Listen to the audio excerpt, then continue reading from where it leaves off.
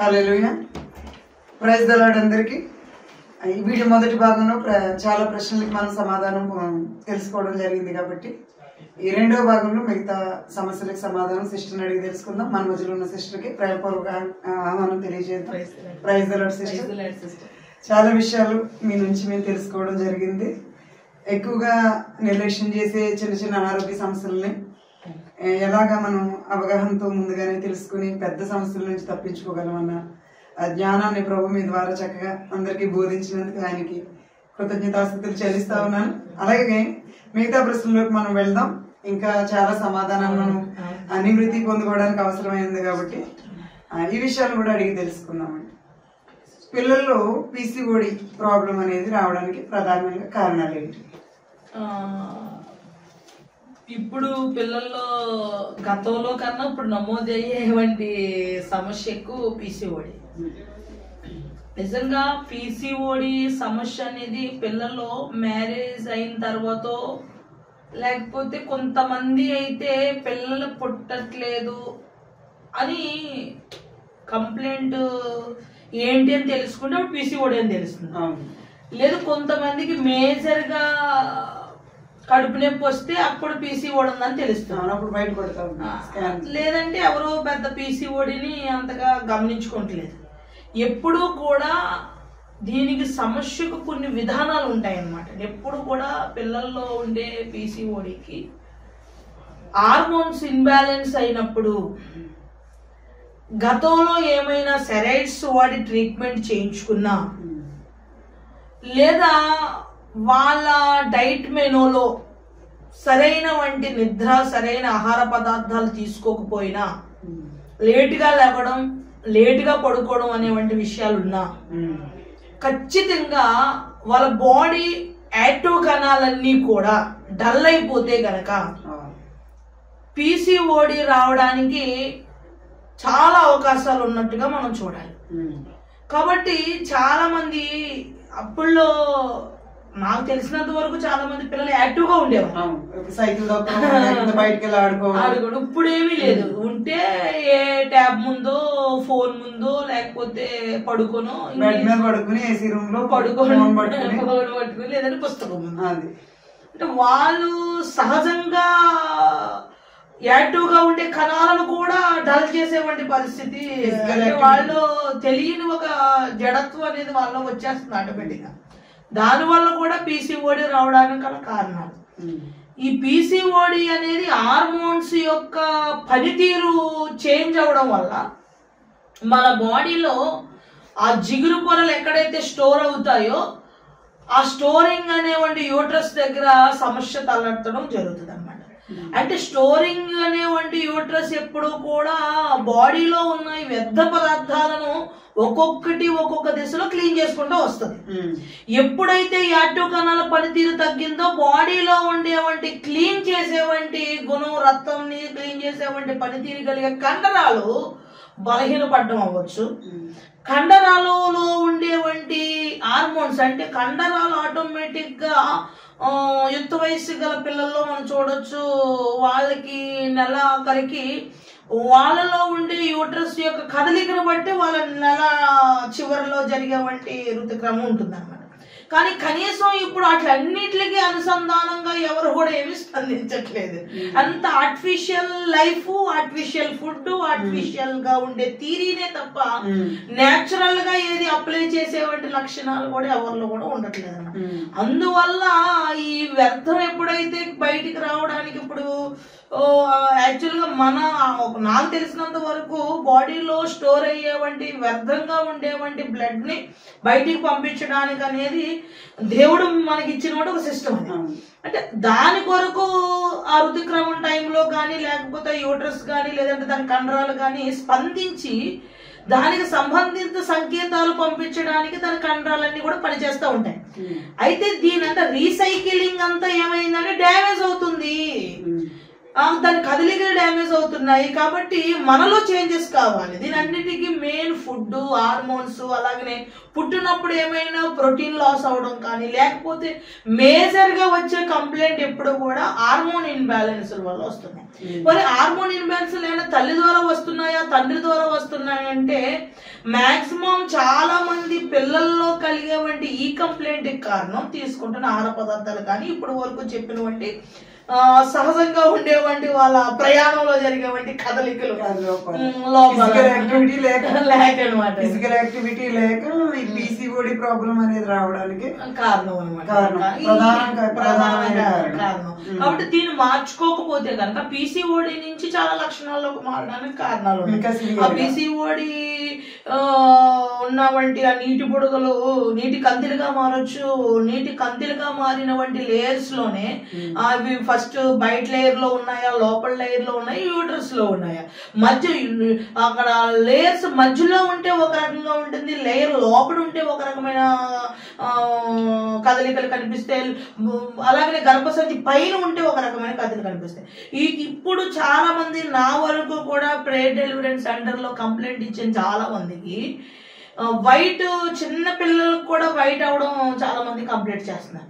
చాలా మంది ఏమండి మా అమ్మాయికి మెచ్యూర్ అయిన నుంచి కూడా వైట్ అవుతుంది అని చెప్తా ఉంటారు. అంటే ఇప్పుడు దానికి కారణం ఏమిటి అంటే యూటర్స్ కండరాలు ఒత్తిడికి గురవుతున్నాయని అర్థం. ఇప్పుడు మన చర్మం ఉందనుకోండి, దాన్ని ఇలా గీసేసాం అనుకుంటాం, ఏ పుల్ల మొక్కో ఏ చొక్కో ఇచ్చుకొని, దాని వెనకాల ఫస్ట్ రక్తం రాదండి, ముందు నీరు వస్తుంది. నీరు వస్తుంది అంటే ఏదైనా మన బాడీలో కండరం ఒత్తిడి గురవుతే వెంటనే దాని మీదకి రక్షణ బలనం, రక్షణ బృందాన్ని తీసుకొస్తుంది, ముందు నీటిని ముందు నింపుకుంటది అనమాట. కాబట్టి అక్కడ కండరాలు ఒత్తిడి గురవుతున్నాయి కాబట్టి యూట్రస్ నొక్కుపడుతుంది లేదా ఒత్తిడి గురవుతుంది. యూట్రస్ యొక్క ట్యూబ్స్ కావచ్చు, అక్కడ ఏదైనా సరే ఒత్తిడి గురవుతుంది. దానికి కారణాలు ఏంటనేది కూడా గుర్తించాలి. కొంతమందికి మరీ ఎక్కువ అవుతూ ఉంటే నెలంతా అవుతూ ఉంటుంది, అయితే యూట్రస్ లో కంతులు ఉన్నాయి, లేదా యూట్రస్ యొక్క కండరాల్లో ఏమైనా ఎఫెక్ట్ ఉందా, లేకపోతే గర్భసంచి కూడా పిల్లల కిందకి జారుతుంది అనమాట. అంటే వాళ్ళు దూకడం వల్ల ఉండొచ్చు, లేకపోతే సహజంగా కొంతమందికి అది కిందకి జారే ఉంటుంది, చిన్నప్పుడు పుట్టినప్పటి నుంచి కూడా ఉండొచ్చు. అది ఏ విధంగా చెప్పలేదు. అలాంటి వాళ్ళకి కూడా కిందకి జారి ఉండడం వల్ల కూడా వైట్ అవుతుంది, వాళ్ళకి కడుపు నొప్పి వస్తుంది. వాళ్ళు ఏమీ ఉండదు, వాళ్ళు పీసీఓడి ఉండదు, గడ్డలు ఉండవు, వాళ్ళకి ఏ కంప్లైంట్ ఉండదు. ఓన్లీ గర్భసంచి కొంచెం కిందకి జారి ఉండడం వల్ల ఫిల్ అయినప్పుడు గర్భసంచికి ప్లేస్ సరిపోక అది నొప్పి వస్తూ ఉంటుంది, వైట్ అవుతూ ఉంటుంది. అది కూడా ఒక కంప్లైంట్. కానీ ప్రతిదీ అదే కంప్లైంట్ అని మనం అనుకోకూడదు. ఏదైనా కంప్లైంట్ ని ఐడెంటిఫై చేసుకుని ఇప్పుడు హార్మోన్స్ కి సంబంధించిన ఫుడ్ అంతా అవాయిడ్ చేయగలిగితే మంచిది. వీలైనంత వరకు కాదు కానీ 100% కూడా చికెన్ అవాయిడ్ చేయగలిగితేనే గర్భసంచి సంబంధించి లేదా యూట్రస్ సంబంధించిన సమస్యలు, అలాగే అండాశయ క్యాన్సర్స్ గురించి కానీ అండాశయ గడ్డల మీద కూడా పూర్తిగా మనం అవాయిడ్ చేసుకోవడానికి. కొన్నిసార్లు అండాశయంలో వచ్చిన గడ్డలు కరిగిపోతూ ఉంటాయి, చాలా బెస్ట్, ఇబ్బంది ఏముండదు. కానీ అవి కరగకుండా ఉంటే కనుక మాత్రం అది మేజర్ గా చాలా వరకు ఆలోచించి, చాలా మంది ఏంటంటే నేను ఎప్పుడో వచ్చినాయండి, హాస్పిటల్కి వెళ్ళానండి, అక్కడ ట్రీట్మెంట్ తీసుకున్నాను, కొంచెం మధ్యలో ఎంత కరిగినాయి అన్నారు, మళ్ళీ నేను వెళ్ళలేదండి, అలాగే కడుపు నొప్పి వస్తుంది అంటారు. అంటే అసలు కరిగినాయే కరగలేదని నిర్ధారణ చేసుకోలేదు. ఒక 6 నెలల తర్వాత మళ్ళీ వెళ్ళరు వాళ్ళు. ఏ 4 సంవత్సరాలకు 3 సంవత్సరాలకు వెళ్తారు, అప్పటికి ఆ కంతులు కట్ట క్యాన్సర్. కాబట్టి ఎప్పుడు కూడా కంప్లైంట్ తగ్గేంత వరకు మనం అసలు దాని మీద ఎలర్ట్ గా ఉండాలి. ఇప్పుడు పిల్లలు చాలా నిర్లక్ష్యం. ఆ నెల వచ్చిన తర్వాత అమ్మ బాబాయ్ నడుము నొప్పి అంటారు తప్ప అసలు నాకు ఈ టైంలో అందరూ బాగానే ఉంటున్నారు కదా, నాకెందుకు ఇది వచ్చింది అనే కేర్ తీసుకోరు, అలాగని జాగ్రత్తలు ఏం తీసుకోరు. అసలు దానికి సంబంధించిన ఎక్సర్సైజ్ కూడా ఉన్నాయి, అవి కూడా ఎవరు పాటించరు. కాబట్టి దయచేసి ఆహార పదార్థాలు నియమాన్ని కూడా చూసుకోగలిగితే తర్వాత దీని నుంచి పూర్తిగా మనం క్లియర్ చేయడానికి అవకాశాలు ఉంటాయి. చాలా ఇబ్బందికరమైన సమస్య ఇది పిల్లలకి,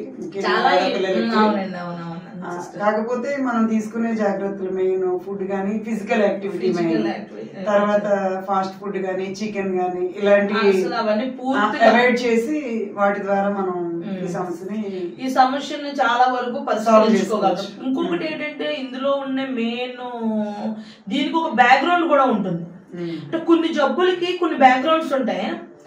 ఈ జబ్బు ఇలాగ సంక్రమించింది అనడానికి కొన్ని బ్యాక్గ్రౌండ్స్ ఉంటాయి. పీసీఓడి కానీ ఈ ఏదైతే ఈ జిగురు పొరల్లో లేదా యూట్రస్ సంబంధించి కంప్లైంట్స్ ఏవైతే ఉన్నాయో వాటికి చిన్న బ్యాక్గ్రౌండ్ ఏంటంటే, ఎవరైతే డస్ట్ ఎలర్జీని స్కిన్ ఎలర్జీని సప్రెస్ చేస్తారో వాళ్ళకి ఖచ్చితంగా పీసీఓడి ప్రాబ్లం వస్తుంది. ఇప్పుడు చిన్నప్పుడు డస్ట్ ఎలర్జీ ఉంది అనుకోండి, ఇప్పుడు ఎవరైనా ఈ వీడియో చూస్తున్న పిల్లలు 6 years బేబీ ఉంది, అమ్మాయికి డస్ట్ ఎలర్జీ ఉంది, 10 years బేబీ ఉంది, వాళ్ళకి డస్ట్ ఎలర్జీ ఉంది. ఆ డస్ట్ ఎలర్జీ ఉంది అంటే లైఫ్ లో ఆమెకి పీసీఓడి కంపల్సరీ వస్తుంది. కాబట్టి పీసీఓడి రాకూడదు అనుకుంటే ముందే తన విధానాన్ని మార్చేసుకుంటూ వచ్చేయాలి. ఎందుకంటే నువ్వు ఈ జిగురు పొరలే ట్రై చేయట్లేదు, కింద ఉన్న జిగురు పొరలన్నింటినీ ట్రై చేస్తున్నావు.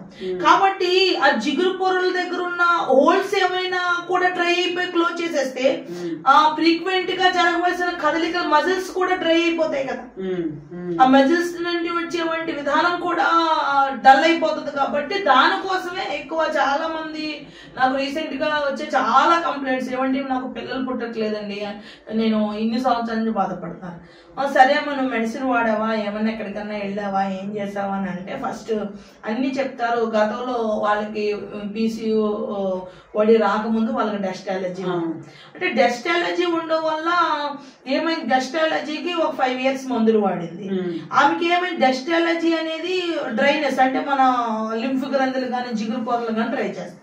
అమ్మాయికి ఏమైంది, ఎక్కువ రోజులు డస్ట్ ఎలర్జీకి మెడిసిన్స్ వాడడం వల్ల ట్యూబ్స్ లో ఒక లైట్ పొరలు ఉంటాయి అనమాట అండి, జిగురుతో అటు ఇటు కదిలించడానికి. ఆ పొరలు కూడా డ్రై అయిపోయి ట్యూబ్స్ 2 బ్లాక్ అయిపోయినాయి. ఈ బ్లాకింగ్ గల హిస్టరీ ఏంటంటే, ఆమె ఆల్రెడీ డస్ట్ ఎలర్జీకి ఒక 5 years కోర్స్ వాడింది. ఆ కోర్సుకి ఇప్పుడు లోపలికి వెళ్ళిన తర్వాత మెడిసిన్ కి నువ్వు ముక్కులో ఉన్నది డ్రై చెయ్యి అని చెప్పలేం కదా. లోపలికి వెళ్ళిన తర్వాత ఎక్కడ జిగురు ఉన్నా దాన్ని పనితీరు చేసేస్తుంది. అది నువ్వు ఇక్కడికే ఆగుపో అని చెప్పడానికి అది మనిషి కాదు. ఆ మెడిసిన్ నువ్వు జిగురు పొర ఎక్కడుందో వెతుకుని అంతటికి పని చేసుకుంటూ వచ్చేస్తుంది. కాబట్టి ఎప్పుడైనా చాలా సివియర్ గా ఉన్న వాళ్ళకి కొన్ని యాంటీబయాటిక్స్ ఎక్కించకూడదు. ఎందుకని యాంటీబయాటిక్స్ ఎక్కిస్తే అందులో వాళ్ళలో ఉన్న మంచి కణాలు కూడా చంపేస్తాయి, తెలియదు కదా. కాబట్టి వీళ్ళు ఏం చేసి 6 years ఈ రొంపకు వాడేటి వల్ల కూడా ట్యూబ్స్ బ్లాక్ అయిపోయే అవకాశాలు ఉన్నాయి, పీసీఓడి రావడానికి కూడా అవకాశాలు ఉన్నాయి. తర్వాత ఇంకా మేజర్ గా ఉండేవంటి ఎండ్రోమెట్రోసిస్ సంబంధించిన కంప్లైంట్స్ కూడా రావడానికి చాలా ఎక్కువ కంప్లైంట్స్ కూడా ఉన్నాయి. ఇంకా దీనికి లోతుగా ఆలోచిస్తే చాలా ఉన్నాయి, మరలా ప్రభు చిత్తం అయితే దీని అవగాహన కొరకు చెప్తాం. ఎందుకంటే పిల్లలు గురించి మందులు పడినప్పుడు టెస్ట్ చేయించుకున్నప్పుడు ఎక్కువగా సమస్య కాబట్టి అది అందరూ గమనించండి.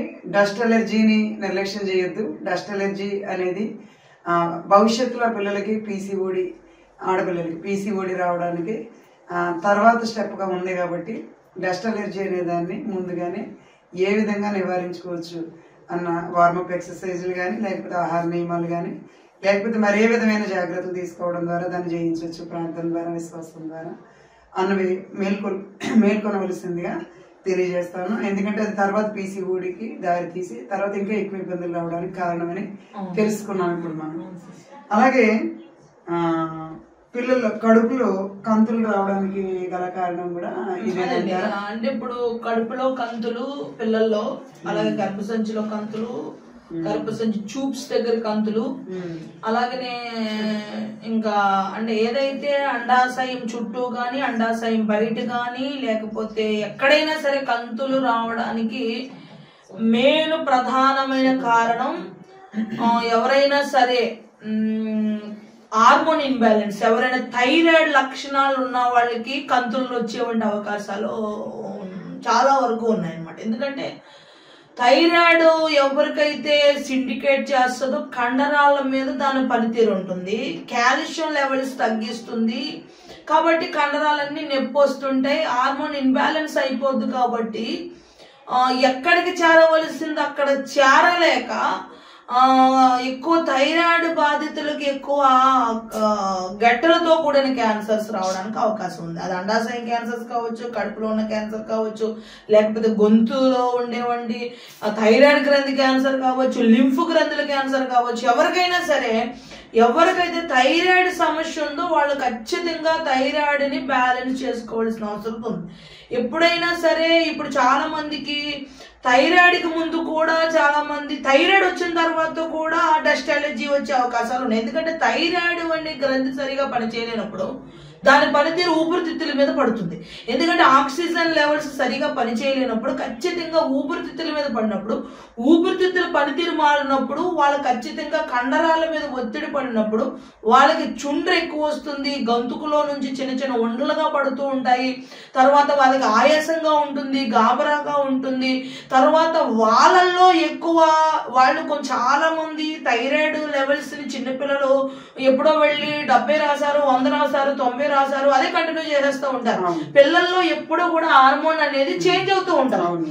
ఏదైనా పెద్దవాళ్ళు తక్కువగా చేంజ్ అయినా పిల్లల్లో చేంజ్. చాలా మంది పిల్లల్లో ఏంటంటే ఎప్పుడో 6 నెలల కింద 100 ఇచ్చారనుకుందామంటే ఆ 100ను 6 నెలల్లో కంటిన్యూ చేయాలి. లేదు, ఒక నెల తర్వాత ఎప్పుడో చేంజ్ చేసుకుంటూ 70 వరకు రావచ్చు. అది ఖచ్చితంగా హార్మోన్ అనేది మనం బ్యాలెన్స్ చేయగలిగేది తప్ప బ్యాలెన్స్ చేయలేదు ఏమి లేదు. దాని వల్ల కూడా ఎక్కువ కణితులు రావడానికి, కడుపులో కణితులు చేంజెస్ అయ్యి రావడానికి ఎక్కువ అవకాశాలు ఉన్నాయి. కాబట్టి ఇప్పుడు డస్ట్ అలర్జీ కూడా ఎలా నియంత్రించాలి? వ్యాధి నిరోధక శక్తి ఎవరికైతే తక్కువగా ఉందో వాళ్ళకి డస్ట్ అలర్జీ వస్తుంది. వ్యాధి నిరోధక శక్తి తక్కువ ఉంది అని చెప్పేదే నీలో ఏ బ్యాక్టీరియా వెళ్ళినా చంపగలిగే శక్తి లేదు, దాన్ని నిరోధించగలిగే శక్తి లేదు. మనిషి బానే ఉండొచ్చు, కానీ నీలోకి ముక్కు ద్వారా వెళ్ళినా లేదా నోటి ద్వారా వెళ్ళినా చిన్నపాటి యాంటీగా నీకు విరోధంగా చొరబడింది ఏది కూడా చంపగలిగే శక్తి నీలో లేదు అని చెప్పగలిగేదే డస్ట్ అలర్జీ అన్నమాట. అంటే నీలో వ్యాధి నిరోధక శక్తి పెంచగలిగేవంటి విధానాన్ని నువ్వు ఆలోచించగలిగి తీసుకోగలిగితే కనుక అది 100% నిరోధించేసుకోవచ్చు. కానీ దానికోసం మెడిసిన్ వాడి చాలా మంది ఈ డస్ట్ అలర్జీకి మెడిసిన్ వాడతారు. ఈ డస్ట్ అలర్జీకి మెడిసిన్ వాడే వాళ్ళకి ఏమవుతుందంటే లంగ్ ఇన్ఫెక్షన్ వచ్చేస్తుంది. ఎందుకంటే ఈ డస్ట్ అలర్జీ యొక్క ఇన్ఫెక్షన్ సప్రెస్ చేసి దానికి ఒక ప్లేస్ కావాలి. ఇప్పుడు మెడిసిన్ ద్వారా దేన్ని తీసి ఇలా పక్కన పెట్టలేదు, దాన్ని ఏదో మూలకు పంపించాలి. ఈ పైన ఉన్నది కాబట్టి దాన్ని ఎక్కడ పంపిస్తారు? ఈ ఛాతిలోకి పంపిస్తారు. ఈ ఛాతిలో ఉన్నది ఎక్కువయ్యే కొద్ది ఆయాసం, దగ్గు వస్తూ ఉంటుంది. ఎప్పుడైతే ఈ ఆక్సిజన్ లెవెల్స్ బాడీకి అందలేదో వెంటనే ఏం చేస్తారంటే ఈ మెడిసిన్స్ ఇచ్చేస్తాం. ఈ హెవీ డోస్ మెడిసిన్ వాడిన తర్వాత పిల్లల్లో కానీ పెద్దల్లో కానీ ఏమవుతుందంటే చేతులు కాళ్ళు వంకరపోతా ఉంటాయి, కండరాలు వంకరపోతా ఉంటాయి. చాలా మంది అనుకుంటా ఉంటారు చాలా నీరసంగా ఉంది రొంప వల్ల అందుకే పక్కలు వంకరపోతుంది అనుకుంటారు. కానీ ఒక 500 mb మోతాది లంగ్స్ కి ఇచ్చేస్తే, ఆ డస్ట్ అలర్జీకి ఇచ్చేస్తే బాడీ ఏం తట్టుకుంటది? తట్టుకోదు కదా. ఆ కండరాల మీద ఒత్తిడి పడి పూర్తిగా కాళ్ళు తేలిపోయి మళ్ళీ అదొక సమస్య కింద తయారవుతుంది. కాబట్టి సింపుల్, అంటే ఏదైతే నీలో వ్యాధి నిరోధక శక్తి తక్కువ ఉందో ప్రతి ఒక్కరు కూడా చికెన్ తినేసాను కాదు, ఈరోజు మటన్ తినేసాను కాదు, ఈరోజు నేను బిర్యానీ తిన్నాను కాదు, ఈరోజు నేను బాదం మిల్క్ ఇవి కాదు. ముందు మరి ఈ రోజు మనకు ఆరోగ్యానికి సంబంధించి ఏం తీసుకున్నాం అది మెయిన్ ఇంపార్టెంట్. లేదా నాకు ఈ కంప్లైంట్ ఉంది, ఆ కంప్లైంట్ కి నా మెనో చార్ట్ ప్రకారంగా నేను ఈ రోజు ఇది ఫుల్ఫిల్ చేశానా లేదా అనే విషయాన్ని ఖచ్చితంగా ఐడెంటిఫై చేసుకోగలిగితే కనుక ఎంత పెద్ద సమస్య అయినా కూడా చిన్న ఇసుకు రేణువు కింద తీసి పడేయవచ్చు. అది మెయిన్ రిజల్ట్. అది మనం దాన్ని అప్లై చేయగలిగితే బాగుంటుంది. చాలా సంతోషం చెప్తా ఉంటే చాలా ఆశ్చర్యకరమైన సంగతులు చేస్తా ఉన్నాయి. అలాగే ఆడపిల్లల్లో అధికమైన రక్తస్రావం కలగడానికి గల కారణాలు ఇందాక మనం ఆల్రెడీ PCODకి సంబంధించి కంటిన్యూ చేసాము. అయితే ఇందులో ఎవరైతే పిల్లలు చాలా మంది అధికంగా రక్తస్రావం కలుగుతుందని చాలా మంది చెప్తున్నారు. చాలా విషయాలు కూడా నేను వింటున్నాను. అలాగే మన దగ్గర కూడా చాలా కంప్లైంట్స్ రావడం జరుగుతుంది. అయితే చాలా మందికి నొప్పితో కూడిన అధిక రక్తస్రావం కలుగుద్ది. చక్ర నొప్పి అంటే చుట్టూ నొప్పి వచ్చేస్తుంది. లేదా ఒకవైపు కుడివైపే వస్తుంది, ఒకవైపు ఎడవైపు వస్తుంది. ఎడమవైపు వస్తుందంటే ఎడమవైపు చూపులో ఏదైనా స్టోమర్ ఉండొచ్చు అని అర్థం చేసుకో. అంటే మరీ అంతా కాదు, కొద్దిగా పాటి ఏదైనా స్టార్ట్ అవ్వడానికి అవకాశం ఉందని అర్థం. కుడివైపు వస్తుంటే కుడివైపు ట్యూబ్స్ లో ఏమైనా బ్లాక్స్ ఉన్నాయని అర్థం. లేదా చక్రం అంటే మొత్తం పొత్తు కడుపు చుట్టూ వస్తుందంటే అండాశయం ఒత్తిడికి గురవుతుంది. అండాశయం యొక్క లేయర్స్ లోకి ముందు పంపింగ్ జరిగిపోయిన తర్వాత ఒకవేళ ఈ బ్లీడింగ్ ఒకవేళ గడ్డగడ్డలుగా కానీ ముక్కలుగా వస్తుందంటే అండాశయం పొరల్లోకి ముందు బ్లడ్ వచ్చేసిన తర్వాత అది ఓపెన్ అయ్యి రావడానికి ఒక 2 గంటలు 5 గంటలు 6 గంటలు పడుతుంది అనమాట.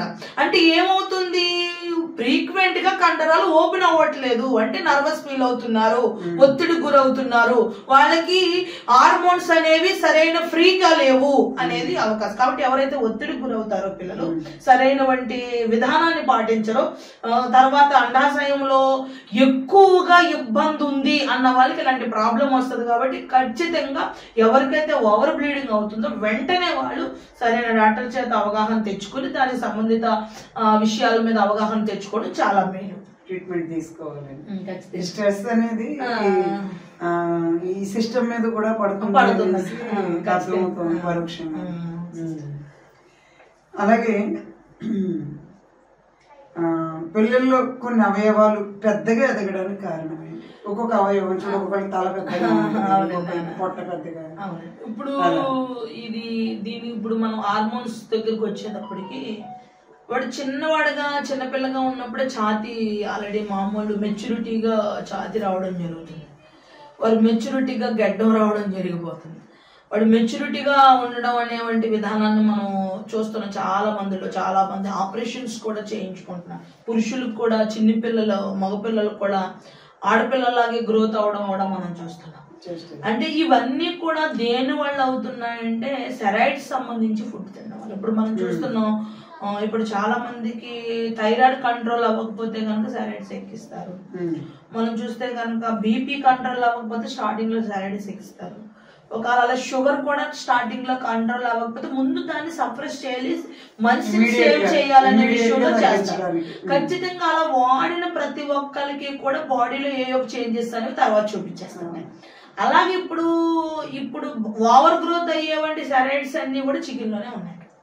ఇప్పుడు చిన్న పిల్లడు మా అబ్బాయి ఏంటి కనీసం చిన్న పీస్ లేకపోతే రోజు అన్నం తిండండి అని చెప్పే పేరెంట్స్ చాలా మంది ఉన్నారు. కనీసం చిన్నదైనా సరే ఫ్రిడ్జ్ లో దాసి ఉంచుతానండి, ఒక 4 రోజులు 4 రోజులు కల్లా సర్ది పెడతానండి. మా అమ్మాయి ఏంటి అసలు గొప్పగా చెప్పుకునే పేరెంట్స్ ఉన్నారు. అంటే వాడు తినట్లేదని బాధగా కాదు, కానీ అమ్మాయి చికెన్ అయితేనే కానీ తిందండి, మా అబ్బాయి అస్సలు ఇది లేకపోతే మేము రోజు వండుతామండి అని చాలా గర్వంగా చెప్పేవాళ్ళు. వాళ్ళ గర్వం కాదు కానీ వాళ్ళు ఎంత నాశనాన్ని కూడా తెచ్చుకుంటున్నారు అనే విషయం ఎవరికి అర్థం కాదు. దయచేసి మీ పిల్లలకి చికెన్ అనేది అవాయిడ్ చేయడం అనేది రేపు వాళ్ళకి మంచి లైఫ్ ఇచ్చిన వాళ్ళు అవుతారు. ఈ రోజు వాళ్ళకి రుచికరమైన ఆహారం ఇచ్చేస్తున్నాం అనేది అది చాలా తప్పుడు అనమాట. రుచికరమైన ఆహారం కాదు, మంచి జీవితాన్ని ఇవ్వాలి. అలా మంచి జీవితాన్ని ఇవ్వాలంటే ఖచ్చితంగా ఈ చేంజెస్ ఏదైతే ఉన్నాయో, ఇప్పుడు 6వ తరగతి చదువుతున్న వాడికి కూడా వాడికి పెళ్లి చేసుకోవాలనిపించేవాడి హార్మోన్స్ ఎలా వస్తున్నాయి వాడికి. వాడు పెళ్లి వాడి లవ్ లెటర్స్ వస్తున్నాయి, వాడు మ్యారేజ్ చేసుకోవాలనుకుంటున్నాడు. అలా జరిగిన సంఘటనలు కూడా చాలా చూస్తాను వెలుగులోకి వస్తాయి. అప్పుడే వారికి హార్మోన్స్ ఎలా చేంజ్ అవుతున్నాయి అంటే మారుతున్న పరిస్థితిని బట్టి చేంజ్ అయిపోతున్నాయి. అది వేరే రకమైనటువంటి విధానం అనుకుంటే కనుక బాడీలో ఏమైతే పెరగకూడని అవయవాలు పిల్లల్లో పెరుగుతూ ఉన్నాయో ఇవన్నీ కూడా చాలా రసాయనాల మార్పు వల్ల జరుగుతుంది. కాబట్టి దయచేసి వాళ్ళని వెంటనే, చాలా మంది పిల్లలు బరువుగా బుజ్జిగా ఉన్నారనుకుంటారు, వీలైనంత వరకు ఇప్పుడు పిల్లల్ని అలాంటి తత్వం నుంచి అవాయిడ్ చేయడం చాలా మంచిది. మా చిన్నప్పుడు మా అమ్మగారు అయితే టిఫిన్ దండం పెట్టేవారు ఫస్ట్, అప్పుడు తర్వాత టిఫిన్ పెట్టేవారు. ఆ రోజుల్లో అంత బరువు పెరిగినా ఈ రోజుకి ఎటువంటి ఇబ్బంది లేదు, కానీ ఈ రోజు తింటే అంతలా తింటే కనుక కష్టం. అప్పుడు తినే ఆడుకునే సిస్టమ్, ఫిజికల్ యాక్టివిటీ ఉండేది, ఇప్పుడు లేదు. ఇప్పుడు ఎంత తిన్నా అది డేంజర్. మన కష్టానికి శ్రమకి మించి ఎక్కువ క్యాలరీస్ అని తీసుకోవడం వల్ల ఎక్కువగా వాళ్ళకి హెల్త్ కాదు కానీ అన్హెల్దీగా అయిపోతారు. అందువల్లే ఎక్కువ మెయిన్ వాళ్ళు హార్మోన్స్ చేంజ్ అయ్యాయి. కాబట్టి వాళ్ళ చేంజింగ్స్ ని మనం మార్చగలిగితే ఫుడ్ ద్వారా అలాంటి ఎదుగుదలను కూడా మనం నియంత్రించగలుగుతాం. కాబట్టి ఇలాంటిదే మా పిల్లడు బాగా ఎదిగిపోతున్నాడు, మా పిల్ల బాగా ఎదిగిపోతుంది కాదు, కానీ వాళ్ళు ఒబెసిటీ వచ్చింది, హార్మోన్స్ ఇన్బ్యాలెన్స్ అయిపోతున్నాయి. కాబట్టి అలాగ అయ్యేటప్పటికి మళ్ళా పురుషుడైతే వాళ్ళ తత్వం మీద, స్త్రీ అయితే స్త్రీ తత్వం మీద కూడా వాళ్ళ ఎఫెక్ట్ అనేది ఉంటుంది. కాబట్టి వాళ్ళ బాల్యం నుండి వాళ్ళు అబ్జర్వేషన్ చేసుకుంటూ వాళ్ళు మోటివేట్ చేసి వాళ్ళ హార్మోన్స్ ఇన్బ్యాలెన్స్ నుంచి కనుక వాళ్ళు రక్షించగలిగితే చాలా బెస్ట్ రిజల్ట్ అనేది మనం తీసుకోగలుగుతాం. తల్లిదండ్రులు త్వరగా ఎదిగేస్తున్నారని అనుకోకూడదు, అది గొప్ప వాళ్ళు చాలా వాళ్ళ మానసికంగా వాళ్ళ పరిపక్వతని, వాళ్ళ ఎదుగుదలని, శారీరకంగా వాళ్ళ ఎదుగుదలని అన్ని దృష్టిలో పెట్టుకుని తల్లిదండ్రులు పరిశీలించి ఏ మార్పులు చేయాలో ఫుడ్ లో గానీ, లేకపోతే యాక్టివిటీలో గానీ, స్పిరిచువల్ గా గానీ, మోరల్ గా గానీ వాళ్ళకి ఏ విధంగా సరిదిద్దాలో ఆ జాగ్రత్తలని తల్లిదండ్రులు తీసుకోవాలి. అలాగే చాలా మంది ఫేస్ చేస్తున్న సమస్య ఇది. పిల్లల్లో ఎక్కువ ఆల్మోస్ట్ మగ పిల్లలకైనా ఆడపిల్లలకైనా చుండ్రు ఎక్కువగా రావడానికి కారణం ఏంటి?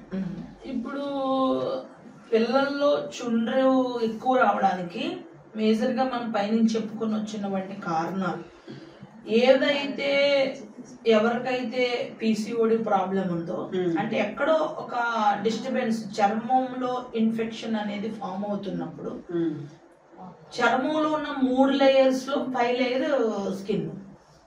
అంటే ఎవరికైతే స్కిన్ ఇన్ఫెక్షన్, బ్లడ్ ఇన్ఫెక్షన్, లేదా యూటరస్ ఇన్ఫెక్షన్, లేదా లివర్ ఇన్ఫెక్షన్, లేదా ఏవైతే ఇలాంటి ఇన్ఫెక్షన్ ఉన్నాయో వాళ్ళకి చర్మంలో డిస్టర్బెన్స్ అనేది క్రియేట్ అవుతుంది.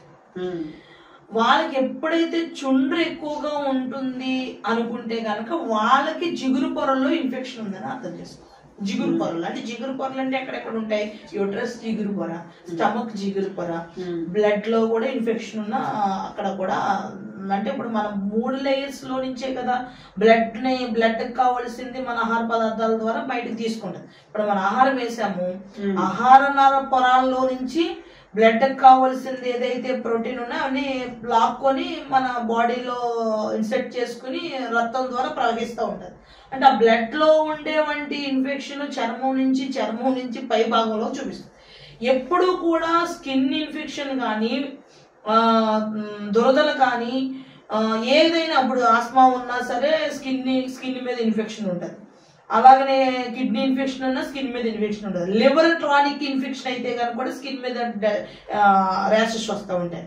అలాగనే యూట్రస్ ఇన్ఫెక్షన్ ఉన్నా సరే స్కిన్ మీద ర్యాషెస్ వస్తుంది, చుంటుంది. అంటే స్కిన్ మీదకి వస్తుందంటే లోపల నుంచి బయటకు రావడానికి ప్రయత్నిస్తుందని అర్థం. దానికోసం ఏమి మనం మెడిసిన్ వాడకూడదు.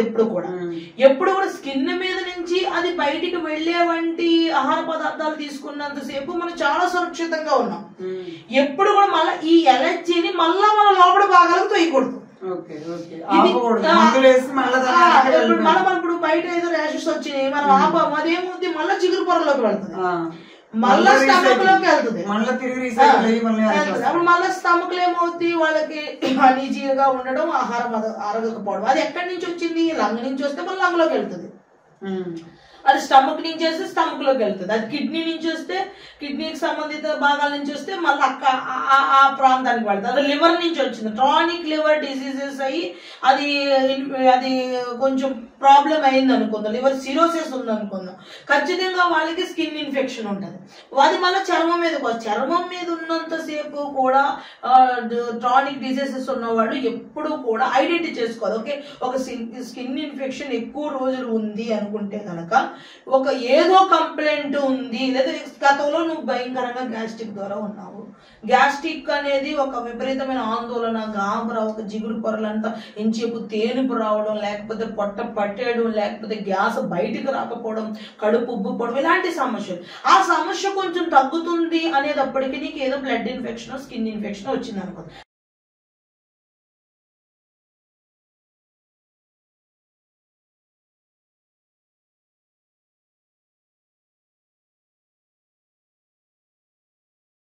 సిస్టర్, అలాగే పిల్లల్లో డిప్రెషన్ కారణాలు ఏంటి? చాలా సంతోషం సిస్టర్, ఎందుకంటే ఈ విధంగా ఈ విషయాన్ని ప్రతి తల్లికి తండ్రికి చెప్పడానికి స్పిరిచువల్ గా, ఇది ఫిజికల్ గా ఎవరు ఏదో సాధారణంగా అనుకుని ఎవరు కూడా ఆలోచించద్దు. ఎందుకంటే ఒక స్పిరిచువల్ గైడెన్స్ కోసం దీన్ని చేయడం జరుగుతుంది.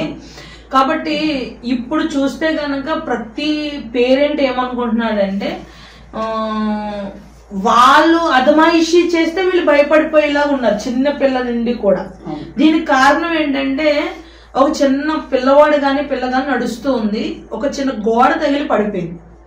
పడిపోయిన తర్వాత వెంటనే ఏం జరిగిందంటే ఆ పడిపోయిన పిల్ల దగ్గరికి తండ్రి గాని తల్లి గాని వెళ్ళి ఏమవలేదులే అని రుద్దుతూ ఏడుస్తుంటే ఏడుపు మానిపించే చేయడానికి ప్రయత్నం చేస్తున్నారు. ఇవన్నీ అమ్మాయి ఈ పిల్ల అనుకుంటుంది నా ఏడుపుకి వాల్యూ లేదా అని చెప్పేసి ఇంకా గట్టిగా ఏడవడం ప్రారంభిస్తుంది. ఈడు ఇంకా ఏడుస్తుందని చెప్పేసి వెళ్ళి ఆ గోడను 2 సార్లే నీకు బుద్ధి లేదా ఆ పిల్లని ఎందుకు తగులుకున్నావు అని చెప్పేసి గోడను కొట్టడం ప్రారంభిస్తుంది. అప్పుడు ఈ అమ్మాయి అనుకుంటుంది ఒక నాది తప్పు కాదనమాట తను గుద్దుకోవడం, గోడదే తప్పు అన్నమాట అన్న ఫీలింగ్ అనేది ఎప్పటి నుంచి చెప్తున్నారు? చిన్నప్పటి నుంచి. ఆడు నడకొచ్చినప్పటి నుంచి నీది తప్పు కాదులే ఏం జరిగినా. ఆడు స్కూల్లో ఎవడో కొడేసాడు అనుకో రేపు వచ్చి ఆడు పని చెప్తాను అంటే అప్పుడు కూడా నీది తప్పు లేదు అంటాడు. అమ్మ అన్నం తినిపించిందా అంటే సరిగా తినిపించలేదంటే మీ అమ్మ చెప్తానుండు అంటాడు. అంటే అప్పటికి ఈ పిల్ల తినలేదు అనే దాన్ని దెబ్బలు అంటాడు. ప్రతి చిన్నప్పటి నుంచి ముందేంటి నువ్వేం చేసినా తప్పు కాదు అనేదాన్ని ఫీడ్ చేస్తున్నప్పుడు పెద్ద అయిన తర్వాత ఏమనుకుంటారు? నా మాట వినాలి. పిల్లల్లో డిప్రెషన్ కారణం ఏంటంటే పేరెంట్ నా మాట వినాలనుకుంటారు. ముందు పేరెంట్స్ కి పిల్లలకి మంచి అండర్స్టాండింగ్ ఉంటే ఆ డిప్రెషన్స్ ఏమి ఉండవు. నేను ఏదైనా హెల్త్ పరంగా కానీ ఏదైనా దీర్ఘకాలికంగా హెల్త్ పరంగా కానీ ఏదైనా వాళ్ళు సిక్ అయితే ఆ డిప్రెషన్ వేరు. కానీ ఇప్పుడు సహజంగా వస్తున్న డిప్రెషన్స్ ఏంటంటే వాళ్ళలో ఉన్న ఒంటరితనం. నేను ఇలాగే ఉంటాను ఏంటి ఒంటరిగా ఉంటాను నీకేంటి అంటే వాడిని ఒంటరిగా ఉండడానికి వదిలేసావు, నీకు నచ్చినట్టు ఉండరా అంటే వాడికి నచ్చినట్టు ఉండడానికి స్వతంత్రత ఇచ్చి వాడి జీవితాన్ని పాడు చేస్తున్నారు. వాడు నచ్చినట్టు ఉండాలి కదా అనుకుంటాడు వాడి జీవితంలో. ఈ తర్వాత ఎప్పుడైనా నువ్వు ఇలా రా అంటే నేను ఎందుకు రావాలి అంటే వాడి ఇష్టాన్ని మళ్ళా అధిగమించకుండా ఉండేవంటి అభిప్రాయాలు కూడా మళ్ళా తెచ్చుకుంటారు. కాబట్టి పిల్లల్ని ఎప్పుడు కూడా ఇప్పుడు పిల్లల్ని మా అమ్మాయి ఇది తినదండి ఇది తినదండి ఇదైతే కుదరదండి తింటే ఏమైంది అదేనా కరిచేస్తుందా నోటిని అది ఏదైనా బాధ పెడుతుందా పెట్టదు కదా. కానీ ఇది తినదని ముందే పేరెంట్ చెప్తాడు. అంటే పిల్లలకి ఇది మంచిది అని తినే తత్వాన్ని ముందు నేర్పించట్లేదు. కాబట్టి వాళ్ళకు ఒక మెచ్యూరిటీ ఒక అవగాహన వచ్చిన తర్వాత నేనెందుకు ఇలా ఉండాలి అనే తత్వం వచ్చేస్తుంది ముందు. ఒక టీచర్ ఉన్నారు ఇక్కడ మన ఆశ్రమ స్కూల్లో వర్క్ చేస్తున్నారు. వాళ్ళ అబ్బాయి అనమాట. వాళ్ళ అబ్బాయికి ఏం జరిగిందంటే చాలా వరకు ఒక 8 years వరకు బాగానే ఉన్నాడు. 8 years దాటిన తర్వాత సడన్ గా కోవిడ్ వచ్చింది. కోవిడ్ తర్వాత వాడు స్కూల్కి వెళ్ళడం మానేశాడు. ఫోన్లో గేమ్లు ఆడడం ఇవన్నీ స్టార్ట్ చేసిన తర్వాత వాళ్ళ మమ్మీ వాళ్ళ స్కూల్ టీచర్ అయిన తర్వాత కొంచెం కేర్ తీసుకుంటారు కదా మంచిగా కొంచెం ఖచ్చితంగా ఇచ్చేదరా అని ఫోన్ తీసుకొని వెళ్ళొచ్చాడు. మనోడు ఏం చేశాడంటే వాళ్ళ మమ్మీని బ్లాక్మెయిల్ చేయడం ప్రారంభించాడు. ఎలా బ్లాక్మెయిల్ చేయడం ప్రారంభించాడు? వీడు తింగరగా మాట్లాడుతున్నట్టు తింగరగా అరుస్తున్నట్టు ఏదో ఒక డిప్రెషన్ లో పోనివ్వలేనంతసేపు వాళ్ళ అమ్మ చుట్టూ ఐపీకే వీడికి నాకు చిరాకు వచ్చేస్తుంది నీకు ఫోన్ కావాలా తీసేసుకో అన్న స్థితికి వాళ్ళ అమ్మని తీసుకొచ్చేస్తున్నాడు అనమాట. అంటే వాడికి ఏది కావాలో అది సంపాదించుకోవడం కోసం ముందేం చేస్తున్నాడు ఎవరి వీక్నెస్ పాయింట్ ఏంటో చూద్దాం. పిల్లలు ఎప్పుడూ కూడా మీరు 100% అబ్జర్వ్ చేయండి. ఎవరి పిల్లలైనా సరే తల్లిదండ్రుల వీక్నెస్ పాయింట్ ఏంటి దాని మీద బ్లాక్మెయిల్ చేయడం ప్రారంభిస్తారు. వాళ్ళ ఆర్థిక పరిస్థితిలో ఉన్నారా మిమ్మల్ని పెట్టే కదా మేము సఫర్ అవుతున్నాం మమ్మల్ని సరిగా చదివించట్లేదు లేదా అనారోగ్యంగా ఉన్నారా దాన్ని బట్టి లేదంటే సరైన పదార్థాలు ఆహారం పెట్టలేకపోతున్నారా దాన్ని బట్టి సరైన ఎడ్యుకేషన్ చేయించలేకపోతున్నారు దాన్ని బట్టి సరైన స్వతంత్రత ఇవ్వడానికి ఏమైనా భయం ఉందా వాళ్ళు నీ భయం వల్ల నేను ఎలా తయారయ్యాను అంటే ప్రతిదీ కూడా పేరెంట్స్ యొక్క వీక్ పాయింట్ ని బట్టి బ్లాక్ మెయిల్ చేయడం స్టార్ట్ చేస్తున్నారు. అంటే ఇప్పుడు డిప్రెషన్ ఎవరికి రప్పిస్తున్నారు? పేరెంట్స్. రైట్. పిల్లల్లో ఏది డిప్రెషన్ లేదు.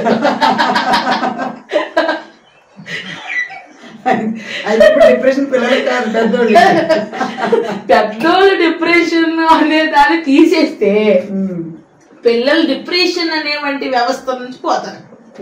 ఎప్పుడు కూడా పిల్లల్లో డిప్రెషన్ అనేది పేరెంట్స్ కలగ చేసే వంటి వాతావరణాన్ని బట్టి ఉంటుంది. అది మానసిక వ్యాధి కాదు రుగ్మత కాదు.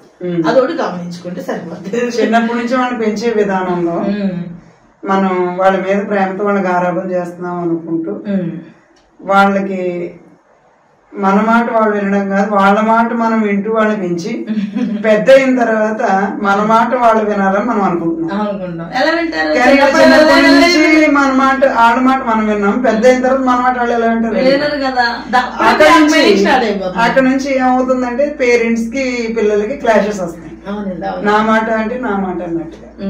ఇంకా అక్కడ నుంచి వాళ్ళు ఇండివిజువాలిటీ కోరుకుని ఫోన్ మొబైల్స్ పట్టుకుని చెడు స్నేహాలు ఇష్టం వచ్చినట్టుగా ఆ విధంగా ఉండి ఎక్కడైనా మాటల డిఫరెన్స్ వస్తే ఇంకా అక్కడ నుంచి వాళ్ళకి డిప్రెషన్ వీళ్ళకి డిప్రెషన్, అంత డిప్రెషన్ అయిపోవడం, ఇంకా వెళ్ళిపోవడం, ఇంకా నీకు ఇంకా మళ్ళా మాట్లాడకపోతే వాడు వచ్చి రాజీ పడేది లేదు, మళ్ళా పేరెంట్ వెళ్ళి రాజీ ఏమైపోతారు, వాళ్ళకి నచ్చింది పెట్టాలనుకుంటాడు తండ్రి తల్లి, వాళ్ళు అనుకుంటారు మా పేరెంట్ నాకు ఇంకా నచ్చింది పెట్టట్లేదు అనుకుంటారు పిల్లలు. అంటే ఇక్కడ ఎక్కడ ప్రాబ్లం వస్తుందంటే వీళ్ళ స్వతంత్రత దెబ్బతింటుంది అనుకుంటారు. మనమేమో వాళ్ళ స్వతంత్రతలో ఆని కలగకూడదని పేరెంట్ అనుకుంటారు. ఖచ్చితంగా పూర్తిగా కూర్చోబెట్టి ప్రతిదీ కూడా పిల్లలకి ముందు దేవుని భయం నేర్పించాలి. ఎప్పుడైతే దైవిక లక్షణాలు పిల్లల్లో మరుగైపోతాయో అవిధేయత అనేది ఏర్పాటు అయిపోతుంది. అందుకనే బైబిల్ గ్రంథంలో కూడా మీ పిల్లలకి దీనిని బోధించండి అన్నారంటే ఒక లెసన్స్ కింద క్లాసెస్ కింద బోధించండి అన్నారు. ఏముంది, రాత్రి ప్రార్థన చేసుకున్నట్టు లేకపోతే లేదు, ఉదయాన్నే ఏదో ప్రార్థనకు వచ్చినప్పుడు ప్రార్థన చేసుకోవడం లేకపోతే లేదు. పిల్లల్లో భక్తి అనేది ఎక్కడ, ఆదివారం సెలవు స్పెషల్ క్లాస్ ఉన్నా లేదంటే సోషల్ క్లాస్ ఈవినింగ్స్ ఉన్నా ఇంకేమీ లేదు వాళ్ళ జీవితంలో. ఎప్పుడో భగవంతుడు అనేవాడు ఉన్నాడు ప్రార్థన చేయరా అని చెప్పడం తప్ప అంతకు మించి వాళ్ళకి చెప్పేది ఏది లేదు. అలా ఉందన్నమాట. చాలా సెన్సిటివ్ మ్యాటర్స్ సిస్టర్, ఎందుకంటే ఫ్యామిలీస్ లో ఇది ఒక పిల్లలతోనే కాదు పేరెంట్స్ కి పిల్లలకి మధ్యలోనే ఇంటరాక్షన్ సంబంధించిన సమస్య కాబట్టి ఇది పెద్దవాళ్ళు నేర్చుకోవాలి, పిల్లలు నేర్చుకోవాలి. ఎందుకంటే తల్లిదండ్రులు ఎవరైనా సరే పిల్లల్ని ప్రభు యొక్క శిక్షలోను బోధలోను పెంచినట్లయితే ఇలాంటి డిప్రెషన్స్ అనేవి తల్లిదండ్రులకి వచ్చే అవకాశం ఉండదు, పిల్లలకి వచ్చే అవకాశం ఉండదు. ఎందుకనంటే ప్రతి మాటలోనూ వాళ్ళ ఇష్టానికి మనం నెరవేర్చి వారిని పెంచినప్పుడు ఆ తర్వాత ఒక వివాహాల విషయంలో అవ్వచ్చు, ఎడ్యుకేషన్ విషయంలో, ఏ విషయంలో, జాబ్ విషయంలో అవ్వచ్చు, నా ఇష్టం చేయాలని తల్లిదండ్రులు ఆశపడినప్పుడు ఆ పిల్లలు ఒప్పుకోరండి. ఆ పిల్లలు తమకు ఇష్టమైన జీవితాన్ని కోరుకుంటారు. ఆ తర్వాత పేరెంట్స్ డిప్రెషన్ లోకి వెళ్ళిపోతారు. వాళ్ళ పిల్లల ఇష్టాన్ని నెరవేర్చకపోతే పెద్దవాళ్ళు పట్టుదల పడితే పిల్లలు డిప్రెషన్ లోకి వెళ్ళిపోతారు. అప్పుడు ఏమనుకుంటారు పిల్లల్ని, అంటే నేను నా పిల్లల్ని సంతోష పెట్టడానికి ఇది చెయ్యాలేమో అని బెడ్ అయిపోవడం. చాలా విధాలైన దుష్పరిణామాలు అనేవి పిల్లల పెంపకం చిన్నప్పటి నుంచి జాగ్రత్తగా దేవుని యొక్క వాక్యంలో దేవుని యొక్క భయంలో పెంచకపోతే ఇలాంటి ఇబ్బందులు వస్తాయనడానికి ఇదే ప్రధానమైన కారణం అని తెలుస్తా ఉంది. చిన్నప్పటి నుంచే మనకు ఒక సామెత ఉంటది కదా, మొక్క వంగనది మానైన తర్వాత వంగనది. కాబట్టి మొక్కగా ఉన్నప్పుడే దేవుని యొక్క వాక్యంలో బిడ్డలు మనం వంచినప్పుడు, వాళ్ళకి జ్ఞానాన్ని మనం నేర్పించినప్పుడు ఇలాంటి డిప్రెషన్ అనే సమస్య అనేది మన కుటుంబాలలో ఉండదండి. అలాగే పిల్లల్లో వచ్చే సర్వైకల్ క్యాన్సర్ టీనేజ్ లో, సర్వైకల్ క్యాన్సర్ అనేది ఇప్పుడు దానికి మేజర్ గా దీని మీద మేము కాలేజెస్ లో కూడా క్లాసెస్ తీసుకోవడం జరుగుతుంది. సర్వైకల్ క్యాన్సర్ అనేది చాలా సార్లు ఆడపిల్లలకే వస్తుందా అనేది చాలా మంది అనుకుంటారు. ఈ సర్వైకల్ అనేది యుక్త వయసు నుంచి స్త్రీలలో పురుషుల్లో కూడా వేరే అంటే అదే సమస్య కానీ రావడానికి అవకాశాలు కూడా ఉన్నాయి.